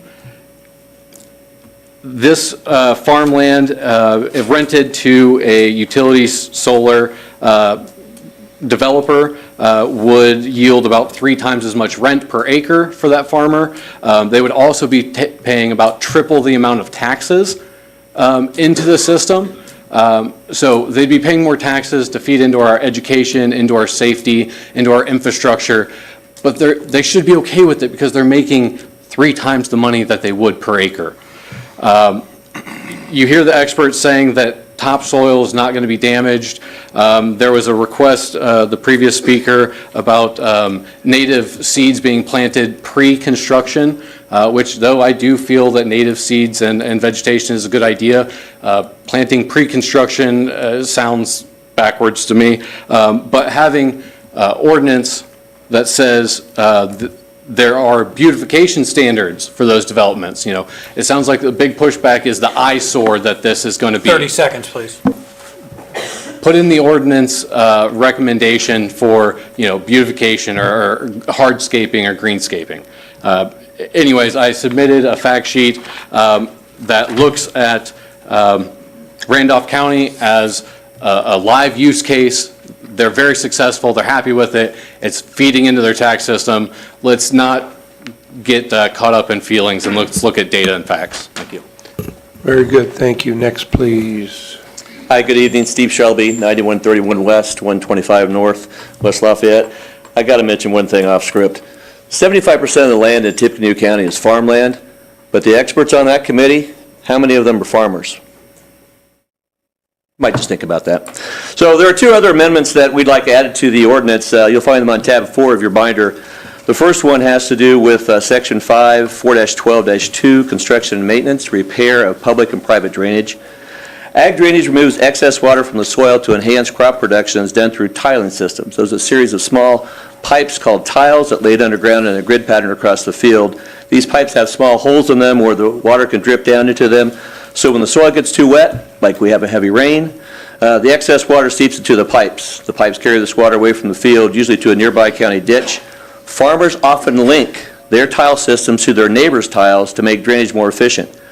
Drainage is crucial to farmers. However, solar panels are mounted on posts driven into the ground that will hit and likely damage tile. Broken tiles won't drain and will cause flooding not only in the rows of solar panels, but also flood and harm the crops of neighboring farmers. If damaged tiles are not fixed quickly, neighboring fields will be flooded, yields reduced, and incomes of the neighboring farmers will go down. Drainage is crucial to farmers. You have in front of you the suggested language for the amendment. It requires the project developer to provide a surety bond to repair any damage to the tile drainage of the county or the participating or non-participating landowners throughout the project's lifetime and make those repairs within 21 days. Not including this language puts farmers at risk.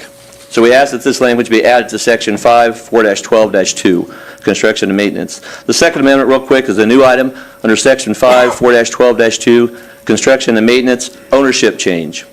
In 2025, over 100 solar companies went bankrupt. 100 solar companies went bankrupt. These solar company bankruptcies have left communities with orphaned projects where new owners purchase only the assets and not the liabilities or promises of the bankrupt company, leaving communities financially exposed.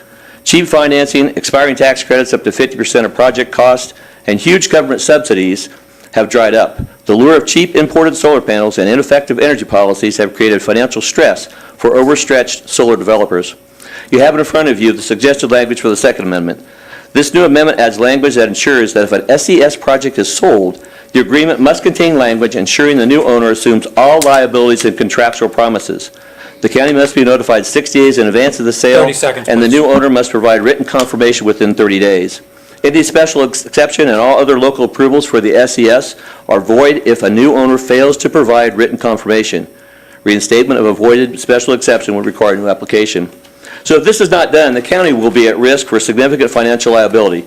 We need to protect the county and make sure specific ordinance language ensures that any future owner of an SES must assume the assets and liabilities and contractual promises of the previous owner. We ask that under section 5, 4-12-2, construction and maintenance requirements, ownership change be added to the amended solar ordinance. Thank you. Thank you. Sir? Yep, thank you. Next, please. My name is Byron Jenkinson, and I live in 5224 West, 350 North, West Lafayette. My handout can be found on tab 10. Many solar facilities are being built with row spacings much too narrow for emergency vehicles and to navigate. In addition, extremely long rows mean that fire departments will need to stage their water tankers along access roads and deploy long runs of hose in order to take care of a fire that's in the middle of a solar panel system. Therefore, several fire department safety requirements are needed to be added to the ordinance. Item 1, a minimum clearance between panel rows must be maintained at 25 feet at all times to a height of 13 feet. The clearance between rows must be free of obstructions or hazards that can impede emergency response personnel or their vehicles. Item 2, the length of any row interconnected ground mounting panel units must be 600 linear feet or less. All locations within the fenced solar panel facility must be accessible within 300 feet of the 25-foot wide gravel fire lane that will be suitable for vehicle access. Item 3, each gated entry point to the perimeter fencing of large-scale solar facility, emergency responders must be provided with the means to unlock the gates in that area. The emergency key and lock system that is very common these days should be used, and it should be in the fire department's hands to be able to do that. Item 4. Each facility perimeter entry point and access building within the facility, the lock box in place must contain diagrams and layouts of the facility, a map of entry and access points, documents showing the locations of all emergency power cutoff points, documents showing location of all emergency power, locations of descriptions of all installed fire protection features in the facility, a copy of the facility emergency plan, and contact information for all resources the fire department with jurisdiction deems necessary to aid in their response. Please keep our respondents safe. It's going to be up to you to take action to put these changes into the code tonight. Thank you. Very good, thank you. Sir, could you sign in, please?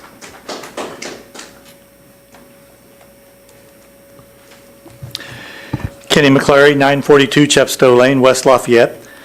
Speak to the decommissioning section, which you can find my amendment recommendations on tab 5. The amendments, the ordinance in front of you tonight still has deficiencies on the decommissioning plan. These gaps need to be addressed tonight. The first 4 items that I have listed as potential amendments are questions and concerns raised by members of the Ordinance Committee at their April 1st meeting. Let me quickly walk you through them. Jerry, the first amendment have included adds back the recommendation to handle a significant damage event scenario. It hits the concerns you raised on April 1st. This amendment ensures recovery and cleanup process will be promptly done and specifies a financial mechanism. The second amendment is critical replacement language suggested. Tom, you rightly wanted to make sure that any decommissioning cost estimate would be independently developed by an agent directly accountable to county officials. Vicki, you questioned how a financial surety would be updated and how often. This language replaces what's in the current draft to ensure either a truly independent agent for decommissioning costing is in place and a timely independent 3-year updating of the amount throughout the facility's life. The third amendment hits concerns that Jackson raised about making sure that any surety obligations are transferable, durable, and available to the county throughout the entire life of the facility. Amendment 3 uses recently adopted ordinance language from Boone County. We are talking about sums of money for decommissioning that are very, very large. Surety specifics are needed in the ordinances. Tracy and Tom, the fourth amendment is needed to ensure county departments have oversight for the release of surety funds at the end of decommissioning. This is essential language for participating property owners too, and their consent that decommissioning is complete. All of us, county taxpayers included, must be protected from an underfunded or incomplete decommissioning. The amendment proposes surety release terms that are very reasonable for facility owners and are similar to industry practices. The fifth and final amendment needed is to align decommissioning requirements between community scale and large scale solar. No one in this room wants a community solar decommissioning left incomplete either. I am fighting this battle for everyone in this room tonight, especially the participating property owners who are here.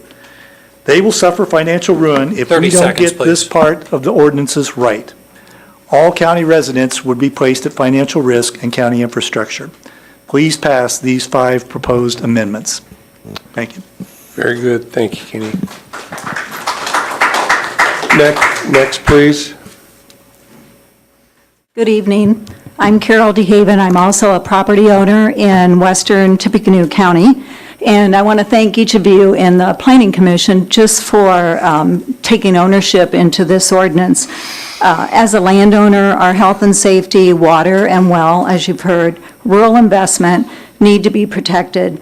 The project cap size of 400 acres is very positive. My concern and our property concerns for the county and the other taxpayers are setback language. Jackson Highway, Shelby Township, Applewood, Hoover Road, those area property owners request a minimum greater than 500 feet. When we think about that, a tenth of a mile is 500 feet, and I think that's what I want to leave you with. A tenth of a mile from a solar factory, construction, glare, noise, drainage, as you've already heard Steve allude to. These issues are sure to affect our health, our safety, our well-being. So I thank you for your consideration, and have a good evening. Thank you. Next, please. Hi, my name is Joshua Brandt. I live at 3421 North 650 West, West Lafayette, and I'm a candidate for Indiana State Senate District 23. Now, I mentioned that because somebody mentioned earlier that they've done canvassing and they've received a lot of feedback about how Hoosiers in our area aren't necessarily against solar, and I find that that's true too. I'm not against solar. I'm a solar enthusiast.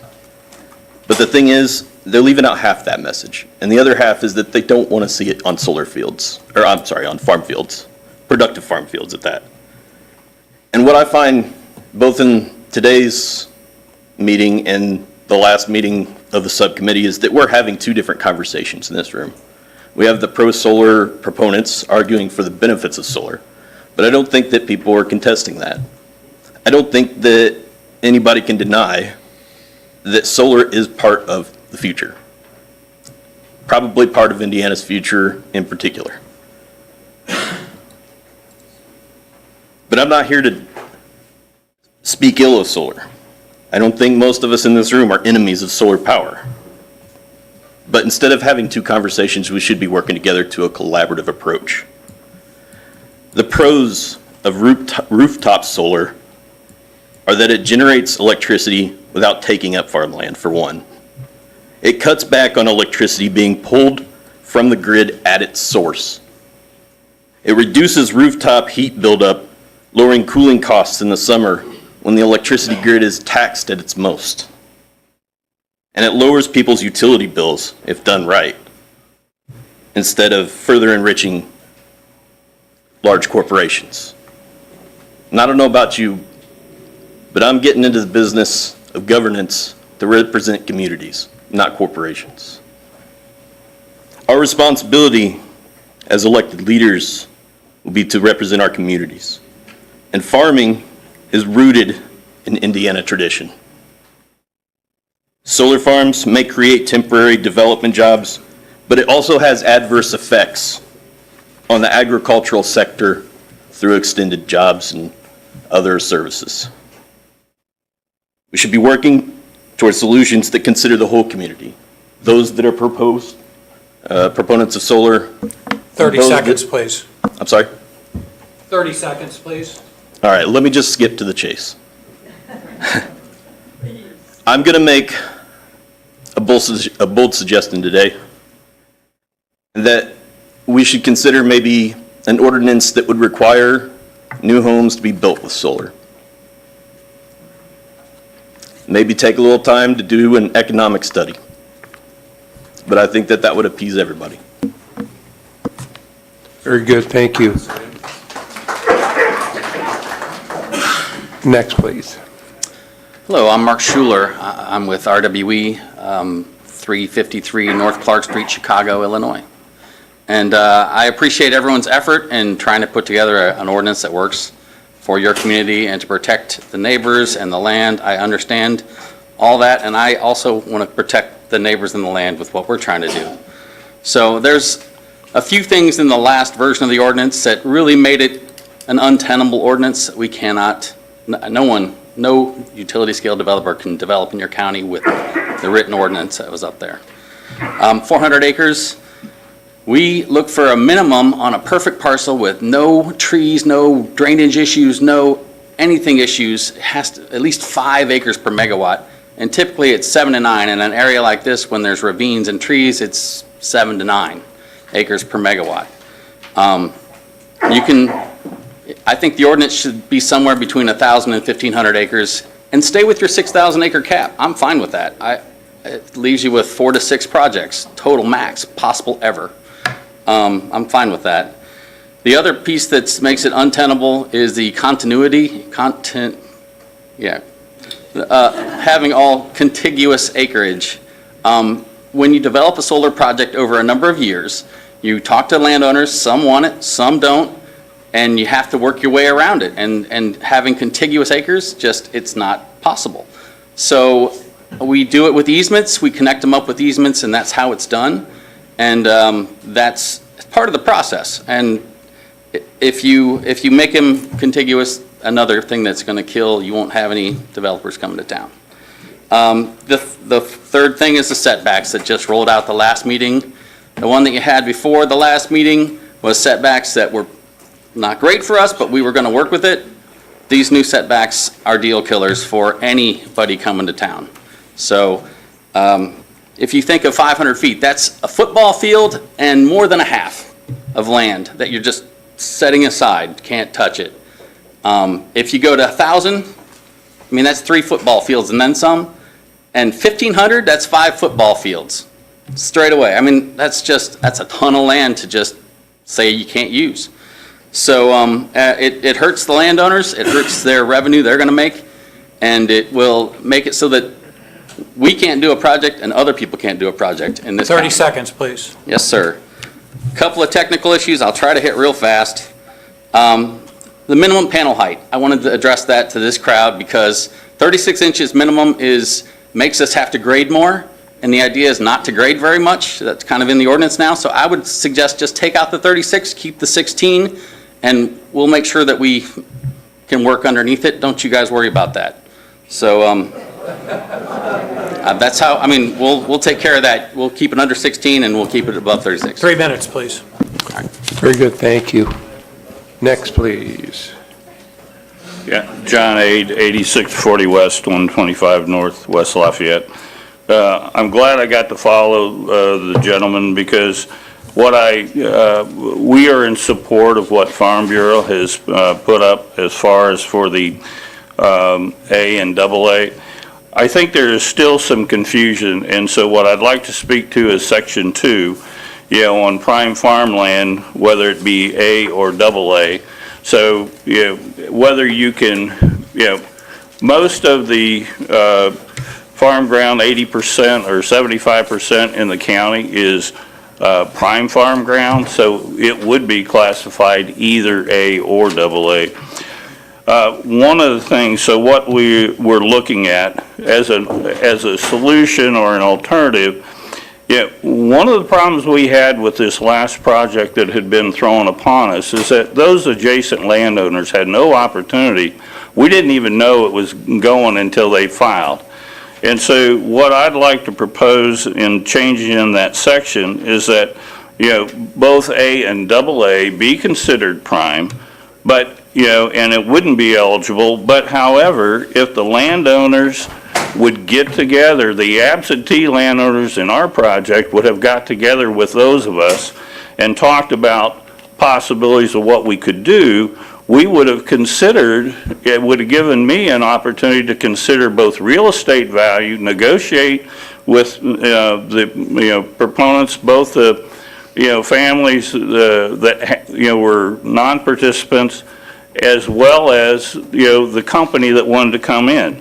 We had no opportunity to negotiate. So, let's give us, absent or the adjacent landowners some opportunity to be able to, develop. We might be satisfied. You come in and say, okay, I want to build on all 3 sides, which they want to do on our place. If you're going to give me something to help protect my property value, I'm going to listen. But but when you have no alternative, then we're going to be back in court and do those type of things. So I'd like for you to consider and read some of this language that that I put to you on Section 2. I think it could help. Thank you. Very good, thank you, John. Next. My name is Stephanie Lemonager, and I'm a rural Tippecanoe County homeowner at 7111 West, 350 North, West Lafayette. My remarks and handout can be found on tab 12 of the binder we handed you. A 400-acre cap on solar development does not make projects unfeasible, and many of the harms inherent in utility-scale solar are reduced at smaller scale. Good project design has always been about working within constraints of setbacks, topography, interconnection points, and optimizing around them. A 400-acre footprint can fully support viable grid-connected utility-scale installations using standard widely deployed technology. On 400 acres of usable land, a well-designed utility-scale system can reach on the order of 100 or more megawatts and produce roughly 150+ million kilowatt hours per year. That's not a stretch goal. That's standard industry practice. There are currently dozens of solar projects in Indiana's interconnection queue under 400 acres, which clearly demonstrates that developers already know how to design financially viable projects at this scale. At that level of output, you're still looking at enough electricity to power roughly 15,000 to 16,000 homes annually with millions of dollars in annual revenue. Those are solid financeable numbers by any reasonable industry standard, even after accounting for increased setback requirements. It is also worth noting that feasibility in solar is not dictated solely by acreage. The real constraints are interconnection capacity, project design, and economics. A 400-acre site is already large enough to capture economies of scale and support efficient construction and operation.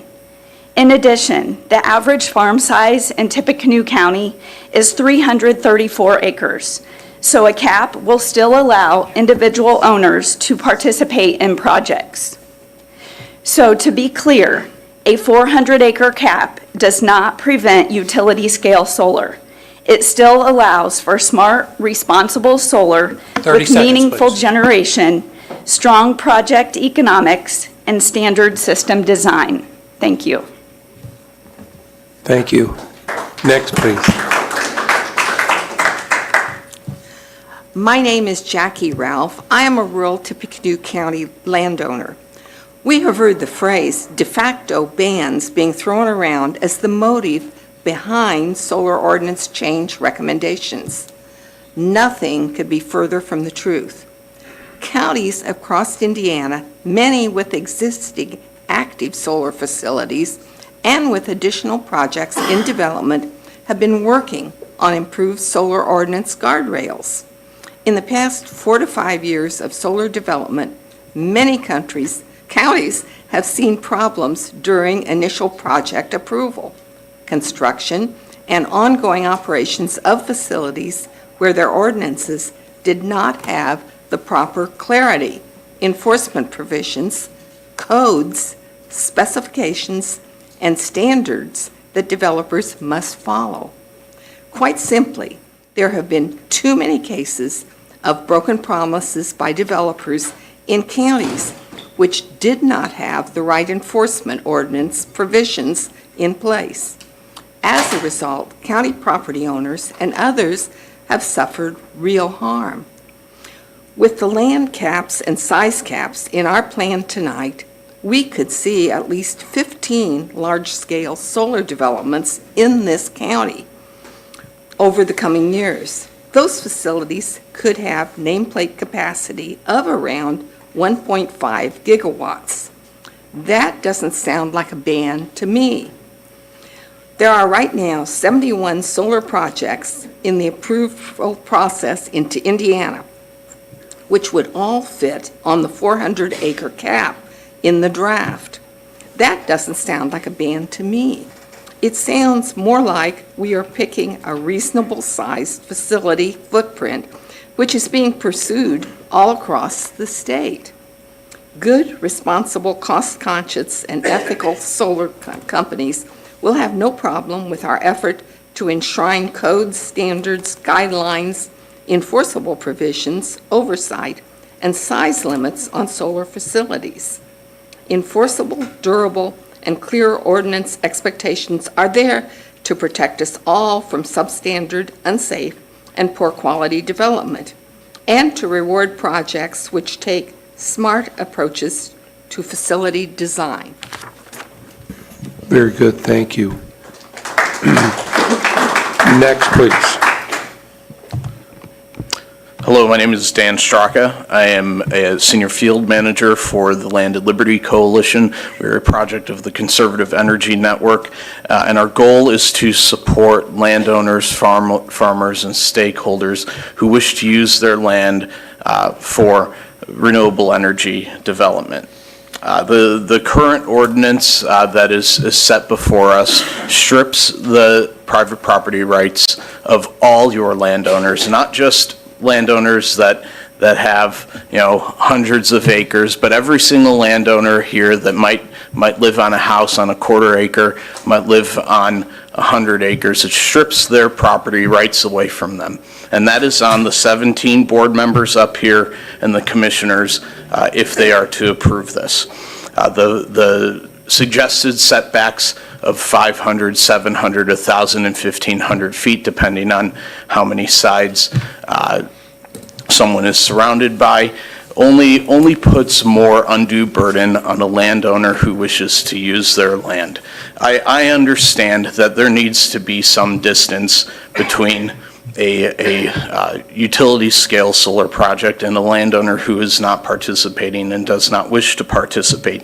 But a few years ago, the state put forth some recommendations for solar and wind development that we fail to see counties all across the state take advantage of.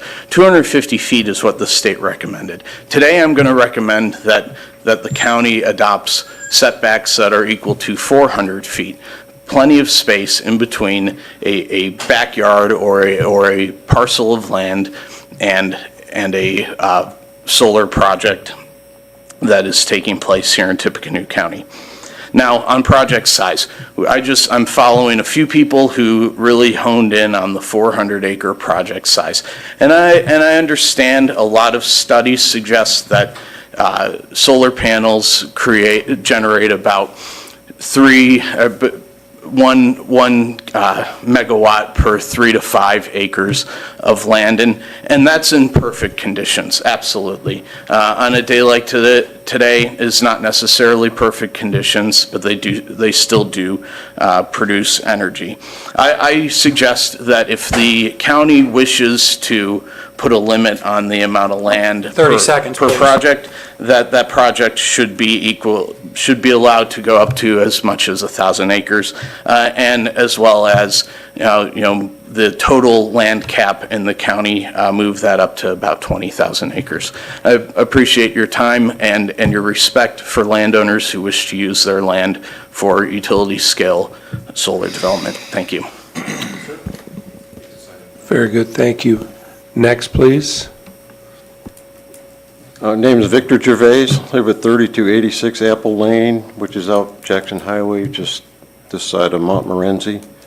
Wife and I have lived there. We built our home about 20 years ago in a developing subdivision because it was a beautiful place to have a home, a nice place, and across the street from us was a farmlands, which I call a solar farm, because God's sun is creating crops through the solar energy.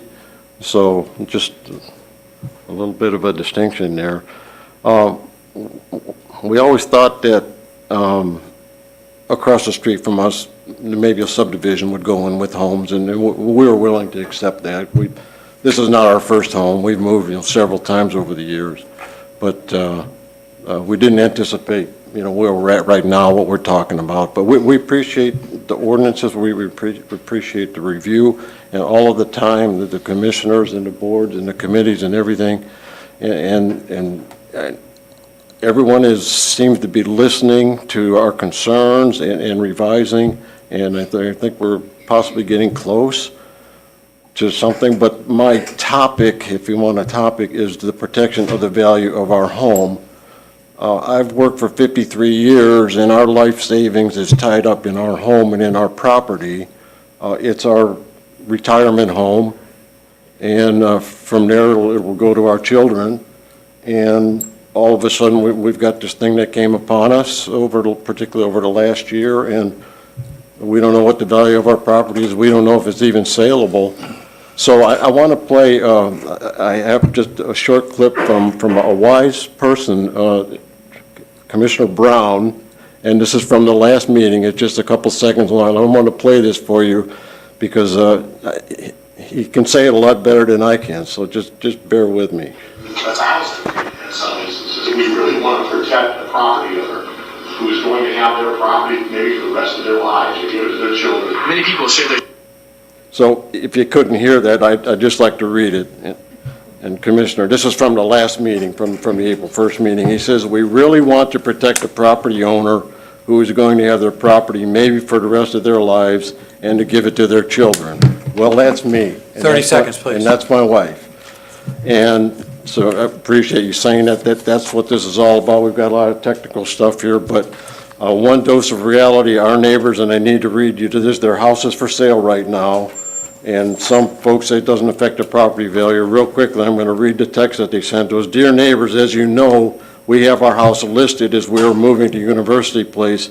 We've had 2 open houses with 18 couples looking at the house with rave reviews. 3 minutes, please. Why hasn't it sold with an offer coming in today before we could accept it? It was recalled. The potential solar plant 3 minutes is up, the reason. Unfortunately, we've mentioned it in the past. So lastly, if you're able to sell your home, you might Your take time's a up, sir. significant loss in value. Thank you. Thank you. Appreciate it. Next, please. Susan Schechter, 1001 Ferry Street, Lafayette. I've been at all these meetings, and I have noticed that their rooms are packed full of experts, and they come up and give their expert testimony. And I hope that the committee here relies on fact-checking, because I've heard some things that don't smell quite right. And another thing that, in terms of the intellectual honesty, I came in and we listened to a number of cases where there were developments that were proposed on, I believe it was farmland. And I didn't see one person who is pulling their hair out over the farmland laws get up and say, I don't support this residential development going in on farmland. So there's a disconnect, and it seems that I hope you rely on true experts that to make your decision. And I refer again to the study that was just released by Ball State that shows the advantage of having an actionable solar ordinance. Thank you. Thank you. Thank you. Next, please. Good evening. Del Craig, 6817 South, 700 West, West Point, Indiana. Ordinance Committee, Commissioners, APC, thank you very much for addressing this, what you've been working on for the last months. Appreciate it. I won't reiterate, I'm also a Farm Bureau member, farmer from the south part of the county. What I wanted to bring up was a couple different things. We've sent you a letter, so you've got a chance to look at that resource for those who've got to see it. A couple things that we haven't picked up on yet, I wanted to make sure we mention was the option of, our alternative of potentially offering us incentive. So to protect our natural resource, the farmland, and to attract solar developments, take a look at providing a tax beta incentive or some incentives to develop, to come to Tippecanoe County, develop and build on our non-farmland properties. So we're talking about brownfields, we're talking about anything on top of warehouse buildings, covering parking lots, those types of things. But think about a tax abatement that we can do to attract them to come here. And we could give it something up to 10 years, and then the balance of the 30 years, the lease, whatever it happened to be due for. So try to attract them to the county, but also protect our best farmland. The last thing I would want to make sure we mention as well. So this was really for Tom and Tracy and Dave. And Dave's not here today, but hold you guys kind of responsible. I want you to negotiate with these guys. So in terms of, I would love to see us negotiate, not only do we want to keep a percent of that electricity in our county, but also on the rates, to protect those neighbors and those who are going to have to look at it. Surely we can negotiate a way to be able to get a discount on that cost, for per kilowatt for those who are having to look at it. It's no different than doing the same kind of circumference things around a wind farm. For those who look at it, get some kind of discount. Some type of benefit to offset the negative externalities that we all know that they really do exist. But the same broken by bringing that renewable energy to our county. So thank you very much for your time. Very good. Thank you, Dale. Next, please. Good evening, everyone. My name is Jeffrey Jingwei Wu. I live at 1401 3rd Street, West Lafayette, Indiana. The honorable people in this room that stand so stubbornly against solar development, to believe that they are resisting the corporate influence of big solar, that they are David facing Goliath, that their movement was started by the people and for the people. However, this view is simply incorrect. For the past 50 years, the fossil fuel oligarchs have consistently made $2.8 billion a day in profit, not revenue, profit. In 2024, the banks invested nearly $5 trillion in future fossil fuel projects that they expect a return on investment from. Imagine how much money that is, $5 trillion. Now here's what I want to ask. Do you think an industry that makes $2.8 billion a day would allow for a cheap, clean, sustainable alternative to come in and eat up their market share? Do you think Wall Street, after investing $5 trillion into fossil fuels, would allow their investment to fall to renewable energy? Of course not. Instead, fossil fuel conglomerates bought out Washington to the tune of hundreds of millions of dollars to spread misinformation about solar, convincing the honorable folks in this room that solar farms are intrusive developments, despite hardly representing a fraction of the farmland converted. They have convinced these honorable folks that solar farms are dangerous to the local community due to their chemical composition, when the alternative is the smoke and pollution from fossil fuels that poison our lungs and destroy our environment. They choose which truths to amplify or hide. It is understandable why the oil industry is so threatened by solar, because the benefits of solar are enormous. Just the economic benefits alone would make any county beg for their development. Ball State recently published a study showing that counties in Indiana that let solar development flourish grew up to $200 million more in GDP compared to their heavily restricted counterparts. That's money that can go to schools and roads, public infrastructure for working class people in this county. Money that can be invested back into the future generation of Hoosiers.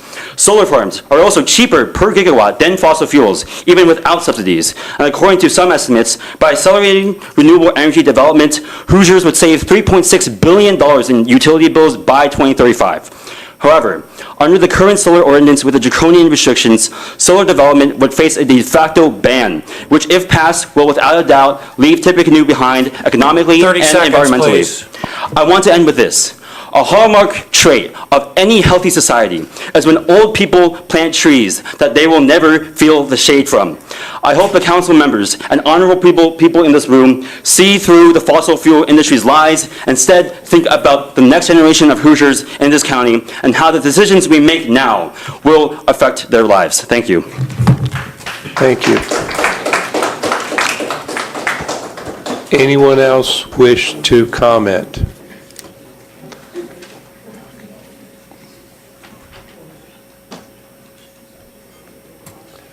Good evening, Catherine Sobrowski, 938 Chepstow. I'd ask that everybody in red stand because I think this is a statement for all of us.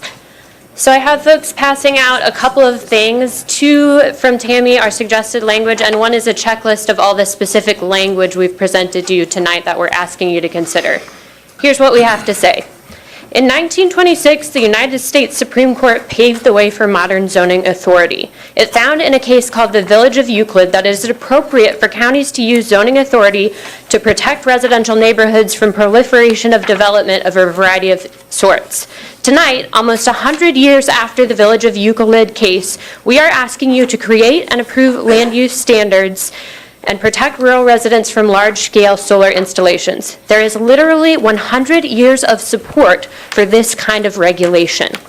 Throughout the entire process, rural residents have called for provisions that protect our health, safety, and welfare. We are worried about things like excessive noise, persistent glare, safety of emergency responders, severe weather, our property value, and the basic enjoyment of our homes and yards. We believed at the outset of this process that there were two fundamental ways to reach a just result. First, the county could adopt a highly detailed set of ordinances that closely regulate every aspect of a project and thus allow projects of any size. Second, and alternatively, the county could limit the size of individual projects and move them away from homes. Though we are open to either solution, it became clear to us during the amendment process that there was not sufficient time or interest to create ordinances detailed enough to regulate the 1,000-acre projects or bigger. Rural residents view the document you have before you tonight as a compromise.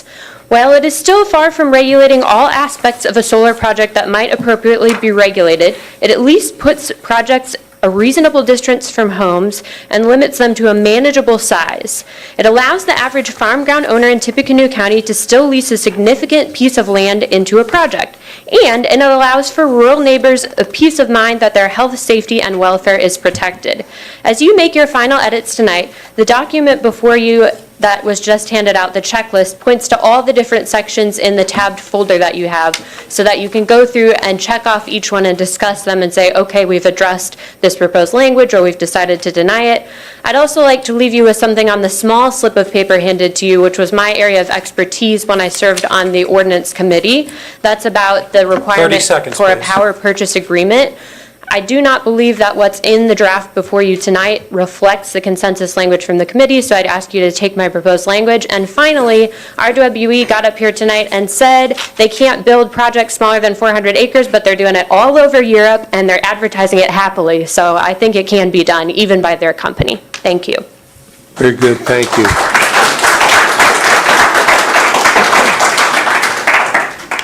Next, please. Mark Bennett, 8001 State Road 26 West, West Lafayette, Indiana. And I don't represent any other landowners, but I'm a landowner stakeholder, and we have land leased to a company that proposes to put solar panels on our farmland. It's several hundred acres. And that said, I would like to point out something here about setbacks. I noticed coming in tonight that the trains were going by the brand new apartments right down here on the river. And it looked like the train was within like 25, 50 feet of the brand new apartments. I mean, did this committee, did you approve that setback? It seems like kind of weird place to live when your train tracks are, or the trains are going by 25 times a day. The 6,000 acres, I was wondering how that number was arrived at. Was there a study done, or was it just kind of like pulled out of the air? I mean, it could have been 3,000. It could have been 9,000. But for some reason, you picked out 6,000. The other number, 400 acres per project. That could probably be increased somewhat just to fit the topography of where the proposed site might be. I mean, it would be easy to get 400 acres on the southern end, the bottom end of the county where it's like wide open, but in and around the closer areas to Lafayette, 400 acres in one site might be difficult. Also, I'd like to point out that the committee that you had put together, well, someone also mentioned that there was no farmers on the committee, and there was no landowners that were actually signed to the, signed up for a project on their land. The other thing I'd like to mention, nobody's mentioned agrivoltaics. Crops can be grown in solar fields. Animals can be grown in solar fields. And I'd like for everybody just to consider the facts that I point out here. 30 seconds, please. That's it. Thanks. Very good, thank you. Anyone else wishing to speak? this is your last opportunity to speak, because once we start, then we don't take any more public comment. So if you have something on your mind, now's the time. Okay, thank you. Next, I was asked staff if you heard a lot of comments, any comments you guys might have before we move on? Not saying you need any, but if you had something that you wanted to say? No. Okay, very good. I guess I would go to the commissioners next. As I said earlier, we want to send this ordinance to them, and we want to send them one we hope that they will accept. So we've heard a lot of recommendations tonight. We've made some amendments early on. Is there anything else the commissioners would like to comment on? If you'll indulge me, Mr. Chairman, I have some questions that may involve staff. The last piece of paper that I received, the Amendment B, and I think it was Catherine that spoke of it. It's the shorter piece of paper. She's asking that it replace 412.2C2D and large-scale SES generator interconnection agreement, a GIA or a power purchase agreement. And she'd mentioned that that was included previously under something that was agreed consensus. I'm just wondering if that is the case and if this has been left out by mistake, or if we've figured that it's not necessary because of the way the paperwork flows. From what I recall, there was obviously a lot of conversation on this point in the Solar Study Committee. I think the way that staff has framed it in the proposal is the correct language that was agreed upon. There may have been some misunderstanding about what that was, so if you'd like to entertain alternative language, then we're happy to do that. Can you provide us with how those two agreements are addressed currently? With the current draft or the current ordinance? The current draft. So the current draft requires that it's an either-or situation, that a GIA or a PPA be offered at this stage, which I think is at the special exception submission or prior to the ILP issuance if it's done by right.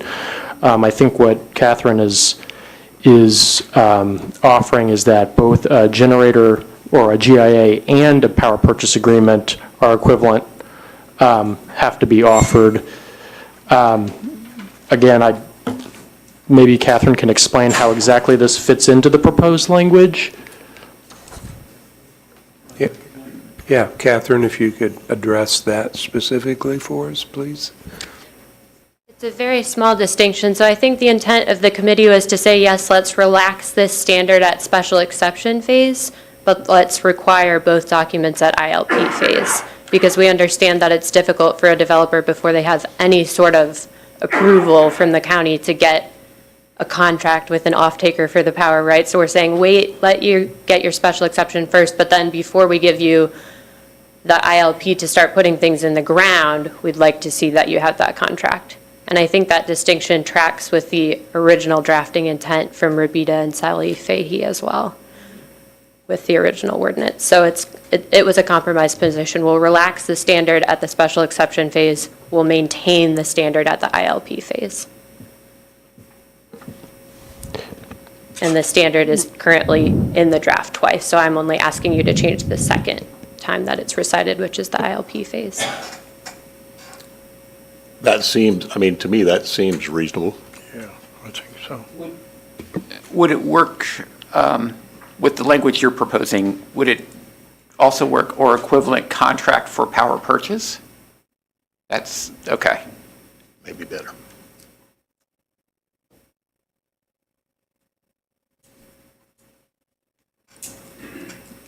Are you making a motion? That's my motion. So what is your motion, Tracy? Why don't you make the motion? You got it in front of you. So to replace... Tom, 1 second. Catherine, I think you might have the incorrect reference here. So 4122C2D, that refers to the special exception portion, and you're proposing it for the ILP ILP portion? part, yeah. Okay, okay. There's a lot of Okay. numbers in there. So I guess what I'm looking at is page 9. Am I in the right place? That's where I'm at.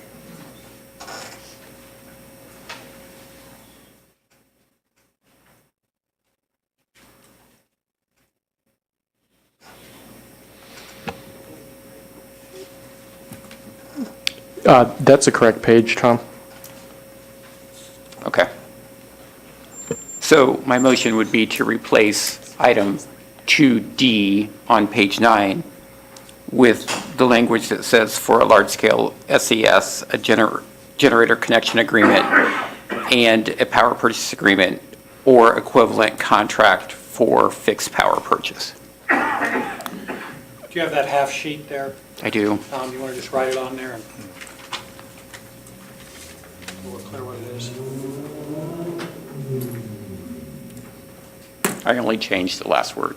Good. I'll just get it over to staff so we got it clear. So read that again if you would, Tom, please.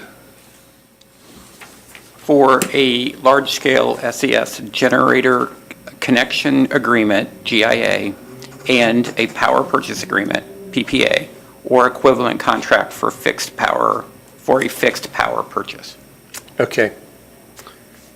Got it. So we have a motion. Do we have a second? Second. So I have a motion and a second to change the language as stated by Tom. Comments from the commission? Hearing none, all those in favor say aye. Aye. Opposed? That motion carries. And then I have just a couple, I think 3 more questions. With, I believe it was Mark from Hoover Road, and also Mr. Jacobson spoke of safety issues. And I guess I'm just curious for staff how, if those aren't addressed and spelled out in the ordinance itself, what kind of work goes on behind the scene to make sure that the developer and local emergency services work collaboratively to make sure that there's a plan in place should things go poorly, that we keep, not only are we able to correct the situation and avoid a catastrophe, but keep our emergency first responders safe as well. So at the pre-submission stage, which is the very first part of 4-12-2 that you're seeing here, we've created a process where all of the checkpoint agencies have to be present, which includes TEMA, it includes the fire departments. That's the stage where that conversation would begin. So rather than put very, very specific language that may be more appropriate for an agreement or some kind of contract with the solar developer, rather than put that type of language in the ordinance, we'd rather receive feedback from those parties first, the fire departments and TEMA, and allow them to propose what they need. And best practices could always change over a period of time, so that makes perfectly good sense. And before they can submit at that pre-submission stage, all the comments from those checkpoints need to be satisfied. You know, they are the gatekeepers. That's the way we designed it. And I'll keep moving if it's okay. I just have a couple more. If I could just add to that very point, because that's something I wrote down too, that, you know, that and some of the other items that have been suggested that we put in the ordinance, I think, you know, we don't require this for any other type of ordinance that we do. Those kind of details would be addressed and would be worked out, but they'd be worked out through, you know, like the road use agreement or the economic development agreement, or through approval at the drainage board level and that type of thing. So all of these things that were mentioned are very valid points, but they're addressed at a different level rather than in an actual ordinance. And when Joseph was up earlier, he spoke to defining the project boundary. That seems reasonable to me. And he also spoke from what I would call vast knowledge of, being a pilot and everything, the glare from the units. And I think we should discuss that a little bit and see if those recommendations are something that we should be looking at. So I just offer that up for discussion. And I wrote that one down as well, and if that's on page 11. But I guess the way I read it, and so I'm asking for clarification from the staff, on this section in regard to glare, if somebody sees it on page 11, give me a number. Oh, it's number 1, that we changed it such that all solar panels installed as part of the SES shall be anti-glare. And then it says any glare produced from the SES. I was assuming that was from lighting for the project itself that was being measured by foot candles. No? Yeah, there was, it's been talked about in multiple hearings now that foot candles is not the appropriate standard to use, but there wasn't any action taken on an alternative, so. Okay, so in other words, the reference to foot candles has nothing to do with project lighting from the, street lights or whatever they might install, security lighting or whatever. Are you talking about number 2 there? No, I'm talking about number 1, the second part of number 1. Glare from sunshine is what you're talking about, as opposed to glare from electrical illumination. Well, quite honestly, I assumed that, I thought that the requiring the anti-glare panels to be used took care of the glare issue in regard to the panels themselves. Yeah, so the language that's in number 1 that's reflective of what was in the minutes from last hearing. I think you might have proposed that, and it was adding that provision to the language that was proposed rather than replacing it. So does it work then to just remove the second part of it and remove and any glare produced from the SES shall not cause illumination in excess of 0.05 foot candles, because that's not a Joseph? Yeah. Unfortunately, I know too much about this stuff. Before you go, Joe, did Yes, you sir. refer to that tab 6 in our handout here? Yes, Where sir. it talks about? Yes, sir. So tab 6 talks about the... Tab 6 has that information in it. Yeah, foot candles is not for the glare from the sun off of these, and unfortunately with anti-glare coatings, they still can reflect up to 60% of sunlight. Numerous incidents where these had to be removed for either air traffic, even taxiing on runways, so there is a significant issue here, and like I said, multiple counties just say no glare, but I was following Mr. Burns' recommendation to have a standard, and the standard from the FAA is utilizing the Forge Solar Glare Analysis, which has retinal irradiance and the duration, which allows you to have that 0 minutes, which again, as I stated, the project before provided that analysis, and it showed that there was no glare with respect to homes. So. And the language covers it in the tab 6. But anti-glare does not mean no glare.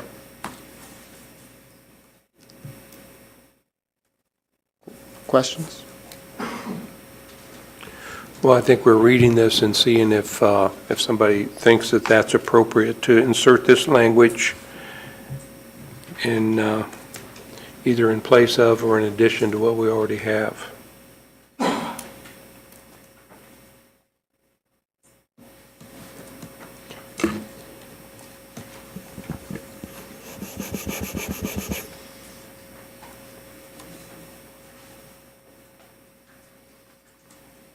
And I think he said that that threshold was met in the submissions with the project, right?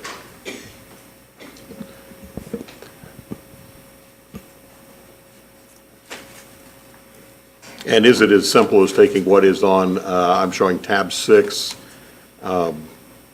starting with number 1, also basically the bold print, and inserting that?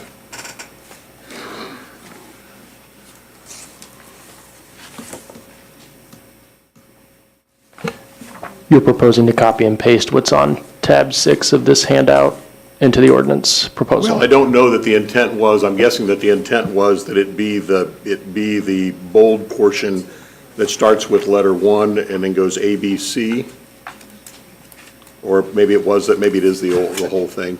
I just wanted to raise one point about enforcement, and perhaps Joe Okay. could, So it's inserting just the bold portion. So what do, I mean, but we have glare off of everything. We have glare off windshields. We have glare off of, That's true, and glare's not as bad as it used to be many years ago with flat windshields, but I've seen windshield glare lately. The thing about this, maybe Joe comment, is we have acres and acres of this emitting glare, not just one car that may be moving or somebody's house window. It's a very large.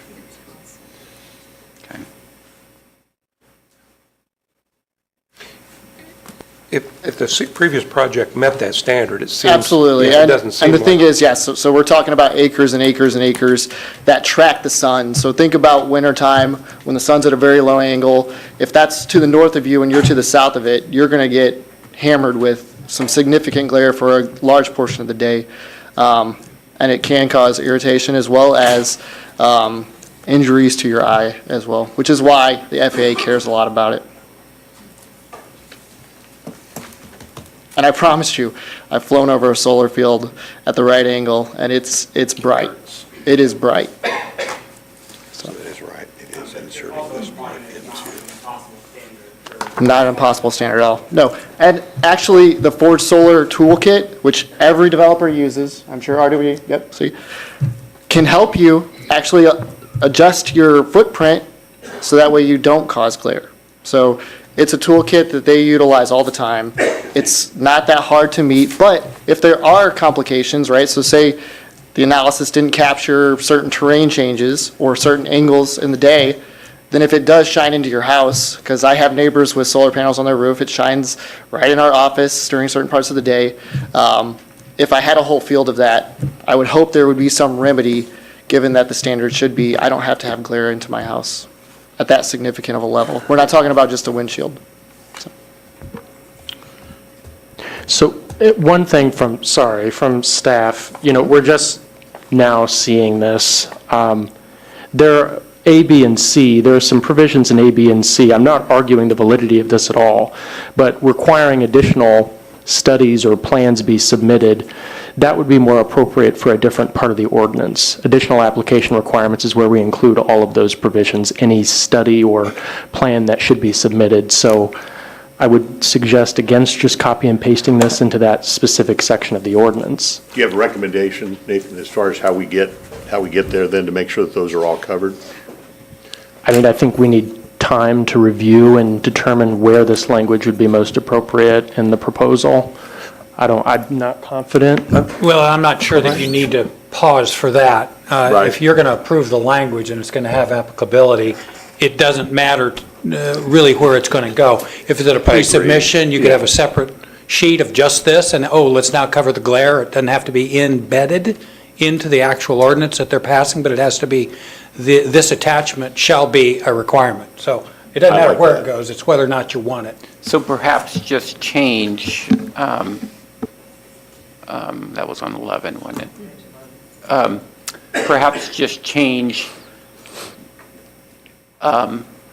erase number 1 completely and replace it with down to public right-of-way, so that it reads now, all solar panels installed as part of the SES shall be anti-glare. The SES shall produce 0 minutes of predicted glare per year on any non-participating property or public right-of-way.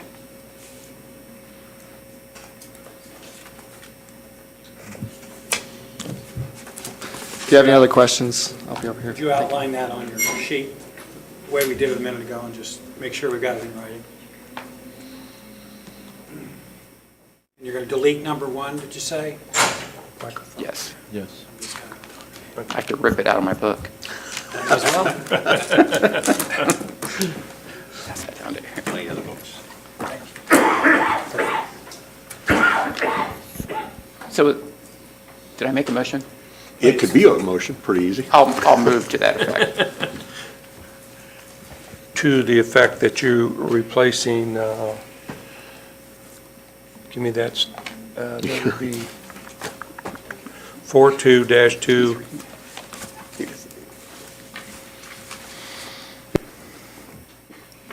page Here it is. 11. It's on top page 11. Okay. It's right here. Okay, I was trying to get the whole. Yeah, I get E, yep.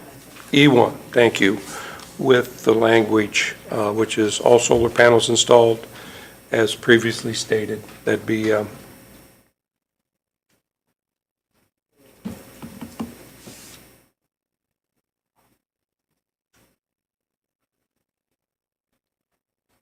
have to go ahead and read it. All solar panels installed as part of the SES shall be anti-glare.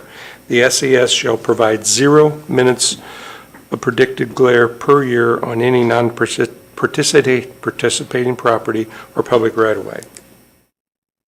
So that is your motion, Tom? So I have a motion. Do I have a second? Second. So I have a motion and a second. Any other questions or comments? Hearing none, all those in favor say aye. Aye.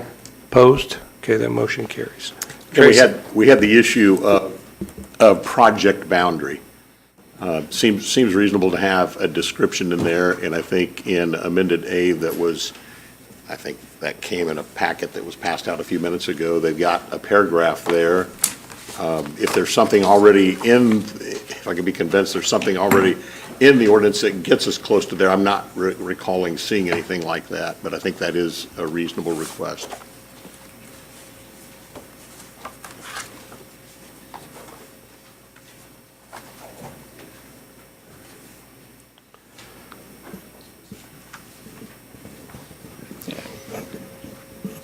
It seems like that would fit in on page 3 under the definition of SES.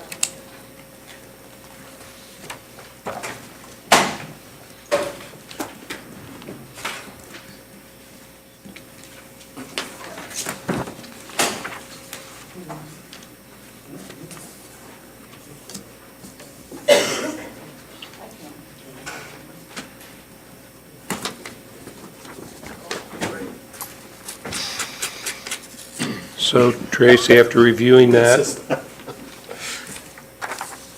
do you have a motion there?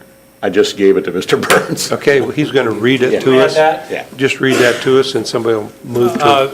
The motion would be to add a definition. Project boundary is all acreage within the primary footprint, including, and it looks like there's things crossed out here, so I'm not sure whether it's everything or not. Is it your understanding it's all those words, even though the ones that look crossed out? No, I assumed it was within the primary footprint, including components. Okay, so I'm going to start over. Project boundary is all acreage within the primary footprint, including components, including parking and maintenance areas, substations, and meteorological towers, and all ground within the buffer yard, public right-of-ways that intersect the project do not count as acreage within the project boundary. So someone would like to make a motion to approve that? Mr. Burns, I'm Sure. going to disagree with you. I think that is to be included, because I think it's a printer. That's what I thought too, but the person that gave it to should confirm that. Yes. Yeah, I just have a bad printer, I'm sorry. Thank you for that. Okay, we got it. So I'm going to, if you don't mind. Reread it. thank you. All right, project boundary is all acreage within the primary footprint, including all ground within the project fence line, all ground utilized for project support components, including parking and maintenance areas, substations, meteorological towers, and all ground within the buffer yard. Public right-of-ways that intersect the project do not count as acreage within the project boundary. And that would be added as a definition. Is that going to work, Nathan, to add it as a definition? I don't know. It seems like that should be cleaned up a little bit, but Yeah, we're kind of talking about ramifications of including a definition and where else is it going to dent other things potentially in the ordinance without us really going through it with a fine-tooth comb. I mean, the ordinance has definitions within definitions sometimes. You'll see the little bolded italicized words within a definition pointing to another definition in Chapter 1. So we got to make sure all these cross-references work. And so when we have new language coming in here, my first thought was maybe have project boundary in parentheses, SES projects only. We're just defining a project boundary for this use, so that we're not accidentally stepping on the toes of some other use, like a wedding barn or something like that, that might have the phrase project boundary in it. So just a thought of having this be a definition Yeah. specific to this use. Yeah, and I think That's that's my smart, because you can't get hurt by 'Cause that, so. I think that's what everybody wants only- here. Nobody cares about, we're not talking Understood. wedding barns here. We're It talking might be a about little solar messy, farms. but it could always be cleaned up later. So Right. the motion should be the language as spoken, but only in reference to SES. Correct. Boundary. Yeah, so little parentheses, usually after the title does the trick.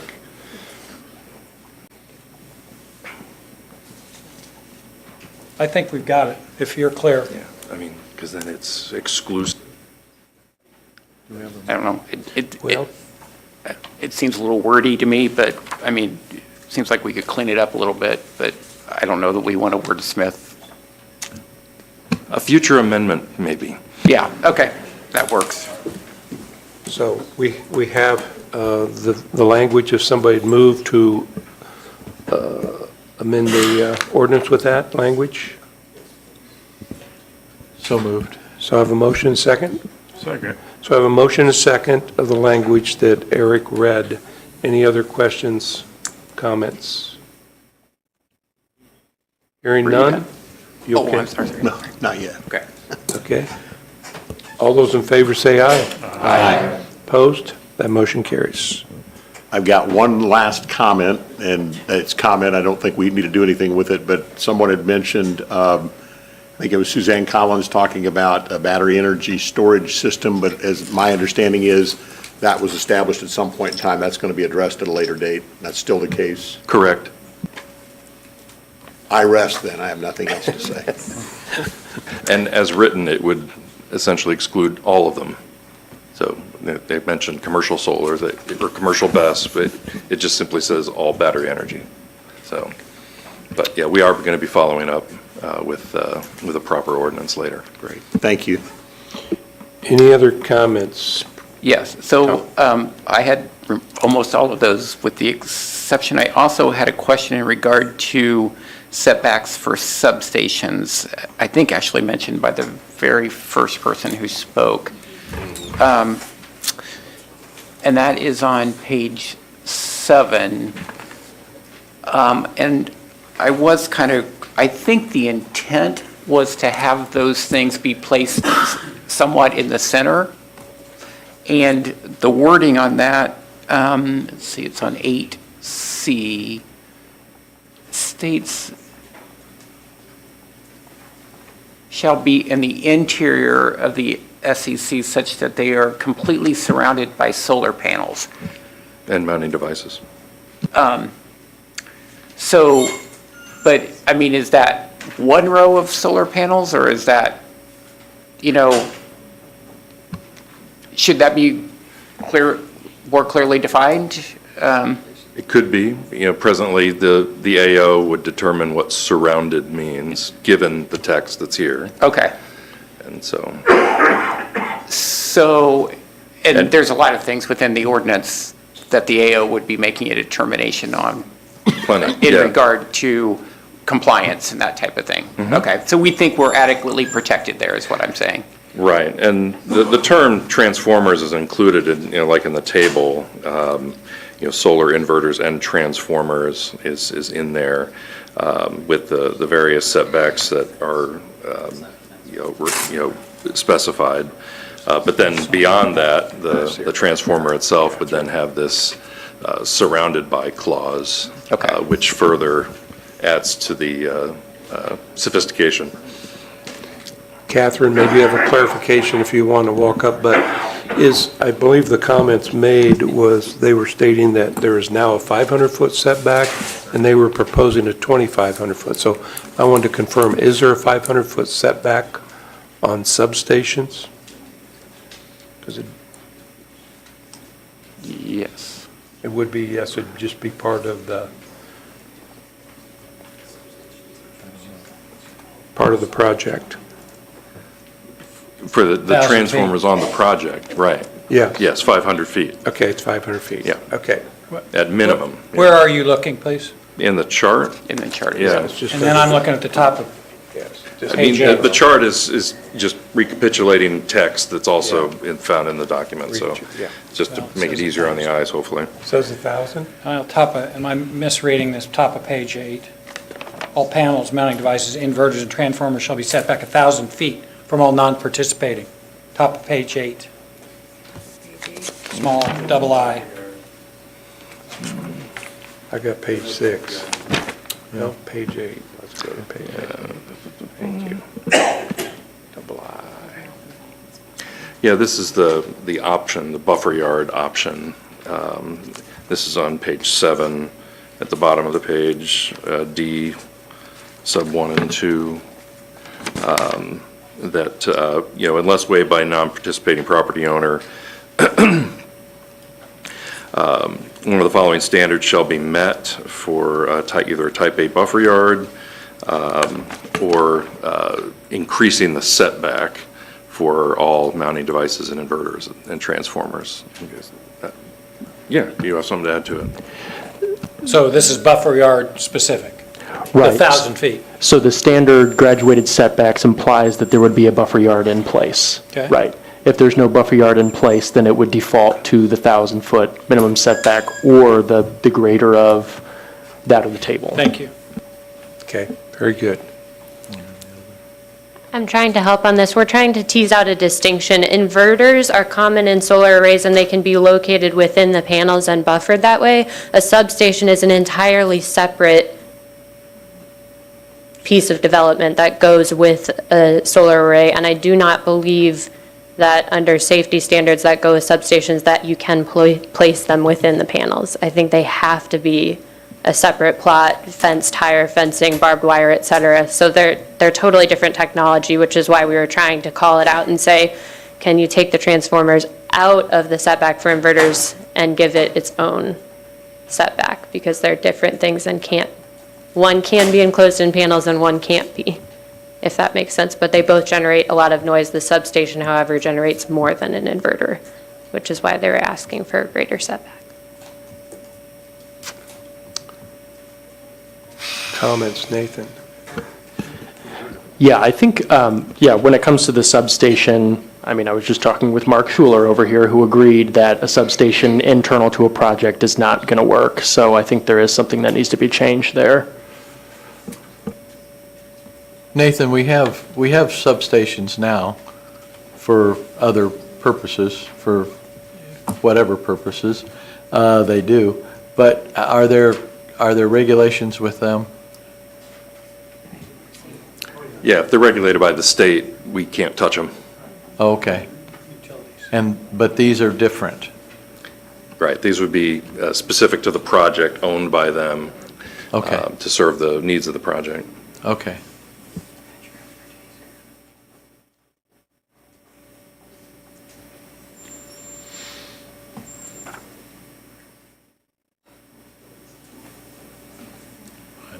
So it helped me out here, but it seems like even though they're in the same sentence, inverters, they do not have substations. Is there language in there for substations? None. No language. We used transformers. That's the language that we used. Okay, that's what you're thinking of, a substation. Okay. Yeah, that's what we had in mind with that term. Does it, you have a comment to help us out? I do. I can help you. Come up to the microphone, please, and maybe we just need to add that language in there to clarification. The inverter, which will be inside the array, and you all know about that, it has a transformer that transforms it from whatever the field voltage is to, let's say, 34.5 kV, and it goes underground from there to our collector substation, which ties into the AEP sub on this current project that we're not talking about. So, yeah, there will be transformers, but it's just a collection voltage at 35, and those will be inside the array, 1,000 feet or whatever the number was in the ordinance, so. But the substation will be separate. It's going to be nothing like an AEP substation, which makes lots of noise all day and all night. This is sunshine driven only, so it won't make noise in the evenings at all. And the lights just point down inside. Okay, thank you. With But that information. The collector substation could be large, noisy. It'll be, I mean, it'll be much like the one that's out in the neighborhood, in my mind, unless somebody wants to speak. Pardon? It doesn't need to be that big. We're only going to tie into one breaker at that point. We're not anything near that size. Just come to the microphone if you're going to make comments. Thank you, Eric. He builds them. He's building. We just want to be sure. I want to clarify as much as I can, and it will be much, much smaller. It won't look anything like that giant monstrosity that AEP put out there. Ours is very small, less than 2 acres inside the fence. And that'll have a building in it, that'll have parking, that'll have a lot of things, but it's for safety. It's for safety, high fences. Well, yeah. Anything else? Any other questions? We're thinking. Sure, I'll sit here.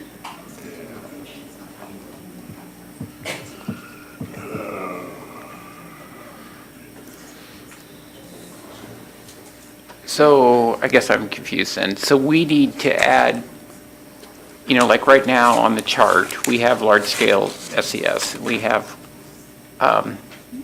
setbacks for solar panels and mounting devices, for solar inverters and transformers, but we need to add one for substations? I think so. I agree. Yeah.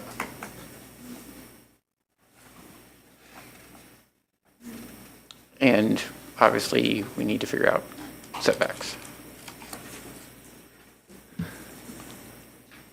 What was recommended? But we wouldn't,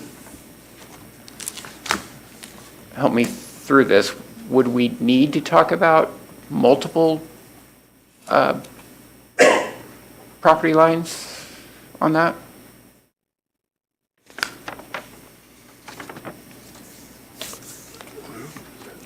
I mean, could it be a situation where the substation was surrounded by multiple non-participating property lines? Absolutely, 2 acres, yes, yeah, yes.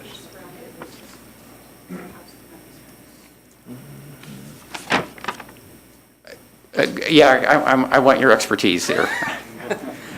The project we're not really talking about, we're trying to move it as far away from any neighbors as we possibly can with the parcel that's across the street from the AEP sub. So that's kind of where we're trying to be. But it still could be surrounded. Not surrounding, it's across the street from. But I mean, in theory though, there could be more than one non-participating property lines. Okay, all right, so we do need to address that, okay. So are you looking at the 1,500? Yeah. I don't know. I have another quick question while we're looking at this table, because this was brought up too, and maybe I just don't understand, but there was somebody that said large scale is not defined. So does that need to be a part of this discussion also?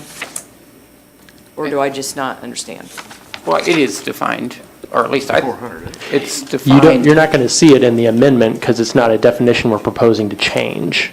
You only see proposed changes reflected in the amendment. Yeah, it is already in the ordinance.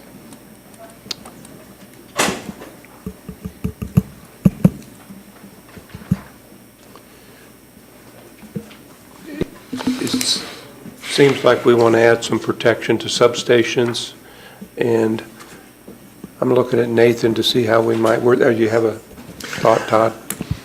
Again, if we're going to create a definition, let's make it specific, like the term substation, but we really are concerned about substations and large-scale solar, then let's tie it to that, just like we did with the previous definition that was created. Okay. So. As Todd pointed out, it's addressed in tab 2 of our handout and kind of lays it out. It's just what number we want to pick. They're proposing 2,500 feet.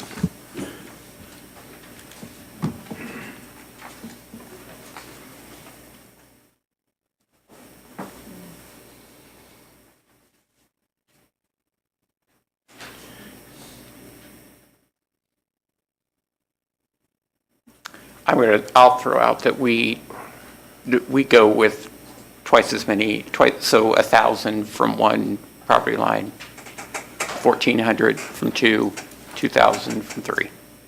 I think that's a fair assessment, really.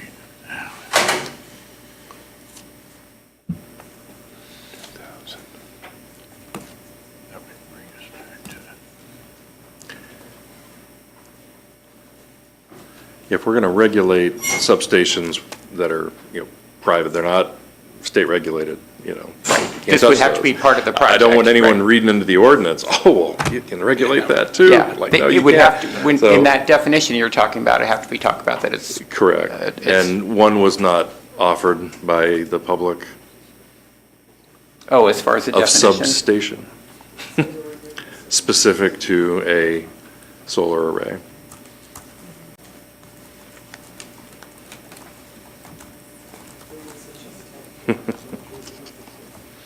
So Ryan, are you saying that's good enough, what you just said, as a substation specific?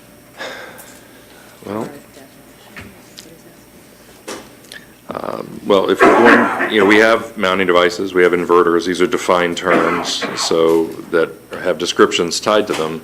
And so if we're going to have a substation, we're going to create a regulation from a substation. What type of substation? How do I know what a substation is? It's tied back to the definition, that's, we don't have. So we'd be in a position now to kind of craft one.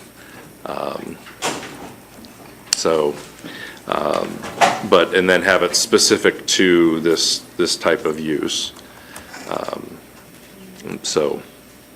Tom, were you saying that if you strike the whole So thing? what you're saying is we need to create a substation definition, and then we can add the language to that. And do you have some comments to help us define a substation? Sure, you don't need to create a definition. OSHA has a standard on substations, and NEC specifically has standards around substations.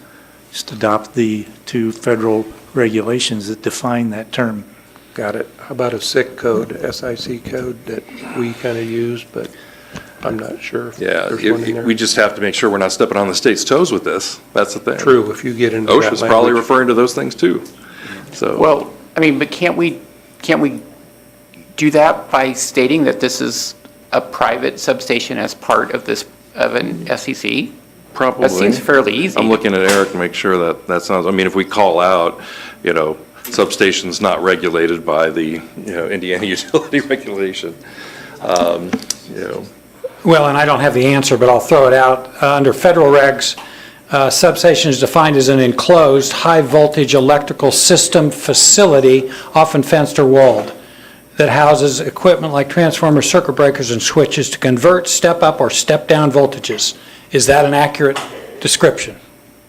it does seem reasonable, sure.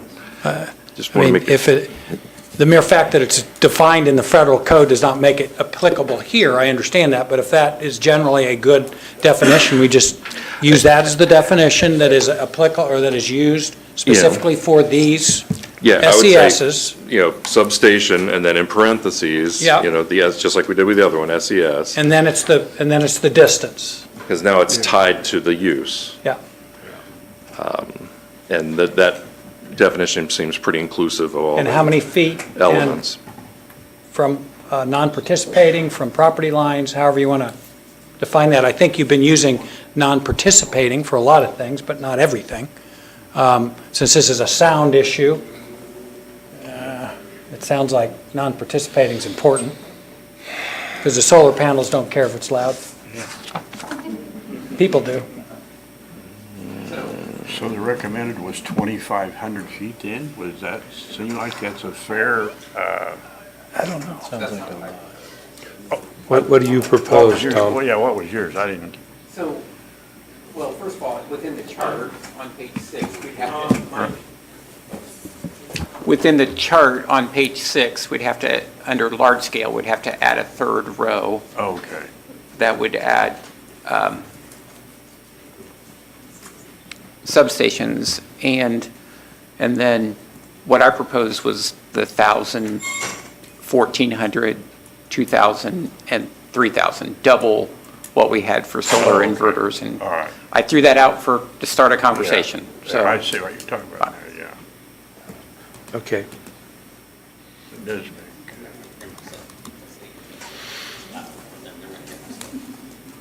Any other thoughts on that before we have a definition that we can make a motion for, but any other thoughts on the setbacks that Tom is proposing before we make a motion? I guess, why don't you make a motion, then we'll discuss it. Okay, I'll make a motion to that effect. Is that, Okay. you got that? So perhaps the motion is that a substation as defined under federal regulations applicable to SES only shall be 1,000 feet from non-participating property lines if there's one property line with 100 or 200 feet, and I'm looking at the table here. Well, that got changed to So it 500. goes to 1,000? Yes. And if it's 2, it goes to 1,400? And if it's 3, it goes to 2,000? And if it's 4, it goes to 3,000? Is that? So that is making a change to the table, if you're following me here. Is that your motion, sir? That is my motion, but the only correction is we already changed the 200 feet at the top to 500. Thank you. Yeah. That's already changed. Good point. So we have a motion, and we'll get a second on that. Second. So we have a motion and a second. Does everybody understand what Eric read? Does Eric understand? Yeah, I think he Understand does. what Tom said. Okay. So with that being said, discussion on that particular point. I could be wrong, but I think every substation would have a transformer in it, correct? So maybe a more elegant solution is to not worry about the definition of that, and the transformer limitation is going to de facto limit where a substation can be, because it's going to have transformers inside of it. And so with Tom's addition of a farther setback, that's going to de facto keep a substation with a very comparable setback, right? So the logic that was the logic, transformers are in both inverters and substations. Right. But if we apply these new setbacks to transformers, Yep. it makes it virtually impossible to have the other component, inverters. So. Right.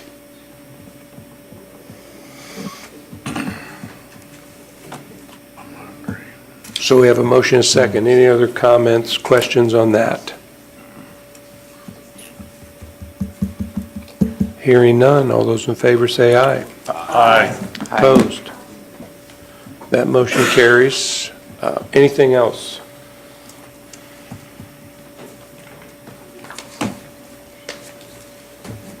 I had nothing else. Vicki? I just have one other quick question, and what's our process to keep track of when there's a change in ownership? How does the county know when a deed's been recorded? Now, I realize these are big projects, so it's probably not a secret, but how do we maintain that, new companies coming in and we've got their surety information and they've gone through all the checkbox for compliance? Well, as far as surety, it wouldn't matter because the surety is, remember we cleaned that up at the last meeting so that it would be transferable even if there was a new owner. Okay.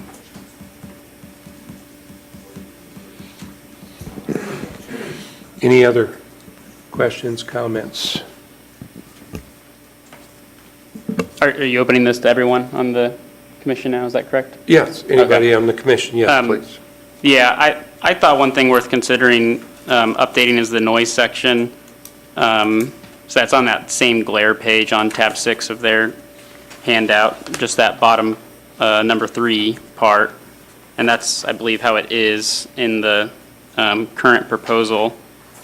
I would just recommend modifying that noise a bit. That's pretty stringent. The EPA standard for noise, the 45 decibels is their nighttime limit, and the 55 decibels is their daytime limit. So I would think maybe one modification to that could be 55 decibels. As like a point of reference, because I was actually really curious about what that noise would look like, because I agree noise can get very bothersome and even detrimental to your health. But a tractor, for example, has about 80 decibels of estimated noise. And if you're 500 feet away from a tractor, that's 56 decibels. If you're 1,000 if you're like 1,000 feet away from a tractor, that's 50 decibels. So, I mean, these have stronger noise requirements than things that are already going to be out there by people's properties. So I would just recommend considering changing it to 55 decibels instead of 45. I think what they're saying would be my comment too. A tractor is out there, but they may be out there for half a day, and then they're gone and back during Sure. harvest time. But not like a factory or a manufacturing plant where we already have that noise standard, I believe. That is 24/7. I would agree with that, but I think, I mean, they even referenced federal standards for this, and the federal standard for recommended safe noise level is 55 decibels at daytime. That is also the existing standard in our industrial performance standards section of the ordinance, 55 during the day, 45 during the night.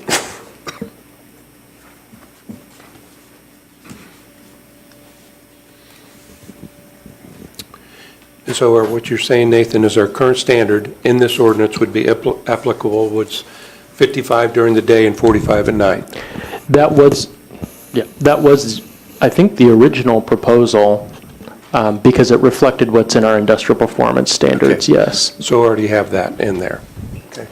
No. Well, I mean, that's. No, it's more stringent in the new version of it, because it always has it at 45 decibels. Thank you for that. Page 11. So I guess for clarity, my motion would be to amend it to say, noise produced from the SES shall not exceed 55 decibels during daytime and 45 decibels during nighttime when measured at all non-participating property lines. Okay, we have a motion. Do we have a second? I second it. Okay, so we have a motion and a second. Discussion on that particular amendment.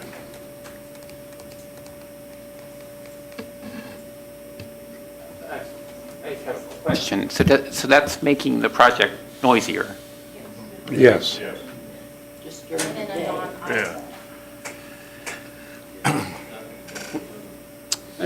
And from what I understand, the 45 decibels is not an issue. Isn't that? Again, I'm sorry, I'm calling on you. Yeah, that's okay. There are ways to screen it if it's that loud at the measured point, but my guess is it won't be. If we're 500, 600, 800 feet, whatever, inside the array, you'll not hear it. But we can screen it if you hear it. I mean, I think that's a fair standard. Yeah. I appreciate the fairness of it. Given that you're not concerned about it, I'm happy to rescind my recommendation. Well, I appreciate it. I would prefer it to be that, and then I don't have to worry about screening everything. Yeah. So we do have a motion and a second on the floor. Any other discussion on that? What did he say? Well, I don't know if I You can want- rescind You it want or to not. withdraw your motion? Yeah, I guess? withdraw my Okay. motion. Yeah. Okay. Thanks for that clarification, though. Thank Thanks for bringing up that point. Any other comments? I have one question on tab 6, well, what page are we on? 4-12-2E. I thought we said that foot candles didn't apply to glare? Is that, so do we need to strike that from number 2? The glare. I think we did.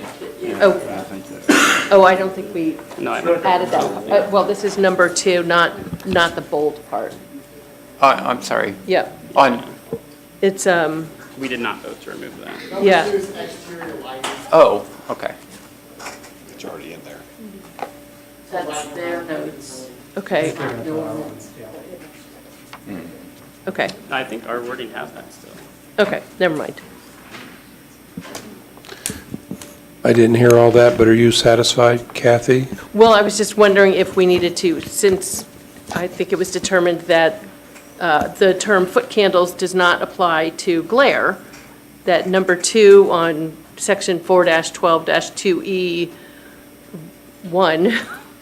there's a lot of numbers and pages and things here. It just seemed like maybe we should strike that part. But I that don't even applies see where to it is. light, not to glare. So two different things, sunlight Okay. or Oh, okay. artificial light. It was under the, okay, got it. Thank you. Very good, thank you. Any other questions, comments, amendments?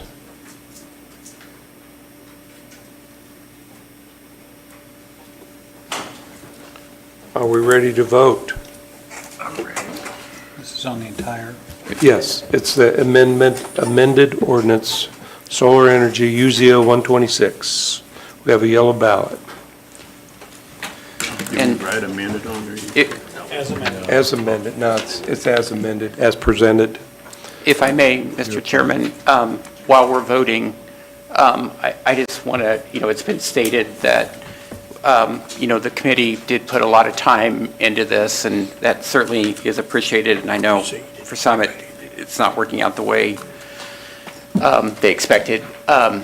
But I do appreciate everybody's time, and I really want to publicly acknowledge Ryan and especially Nathan for the work that he's put in on this. I mean, he's put his heart and soul into this effort, and unlike anything we've ever heard that I've experienced. So I really, really appreciate the work that's been done by staff. Thank you.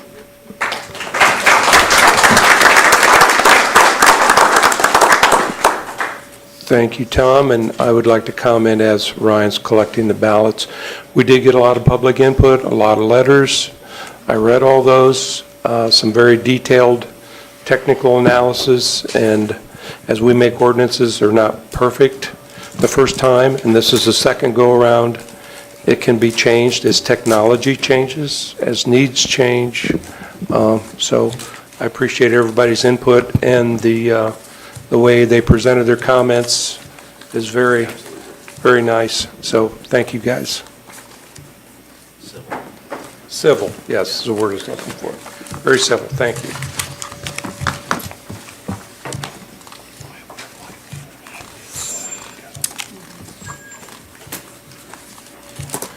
Now, while he's counting ballots, this will be heard at the county commissioners meeting.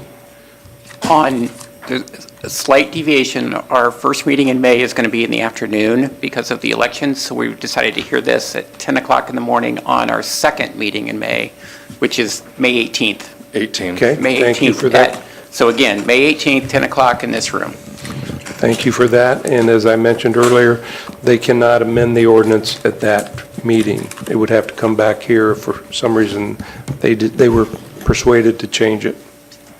That's right. Okay, Ryan. Okay, we have 13 votes in favor, 3 against. So this will advance to the commissioners. That'll advance with a positive recommendation. Correct. Very good. Thank you, everybody. Now, where am I on there? Agenda. Administrative matters. Okay, thank you. You're in charge, Larry. Administrative matters, Ryan. We have none, other than that we're back in the basement, so renovation's done. Okay. We will be hosting an open house, thanks to the commissioners, and so we'll be sending invites, of course, to you all. So stand by for that information. Okay, very good. Thank you. Approval of the May Executive Committee, Larry. Oh, no new cases. Determination of variances. Determination of variances. I move that the following requests for variance from the Unified Zoning Ordinance are not requests for use variance prohibited from consideration by ordinance and statute. BZA 2225, Omega Chapter of Pi Kappa Phi, and BZA 2228, Amy Polett. I second. All in favor, say aye. Aye. Opposed? The motion carries. Ryan, Director's Report. Sent out last evening. Happy to answer any questions. Any comments or questions for Ryan? Okay, next, citizens' comments and grievances.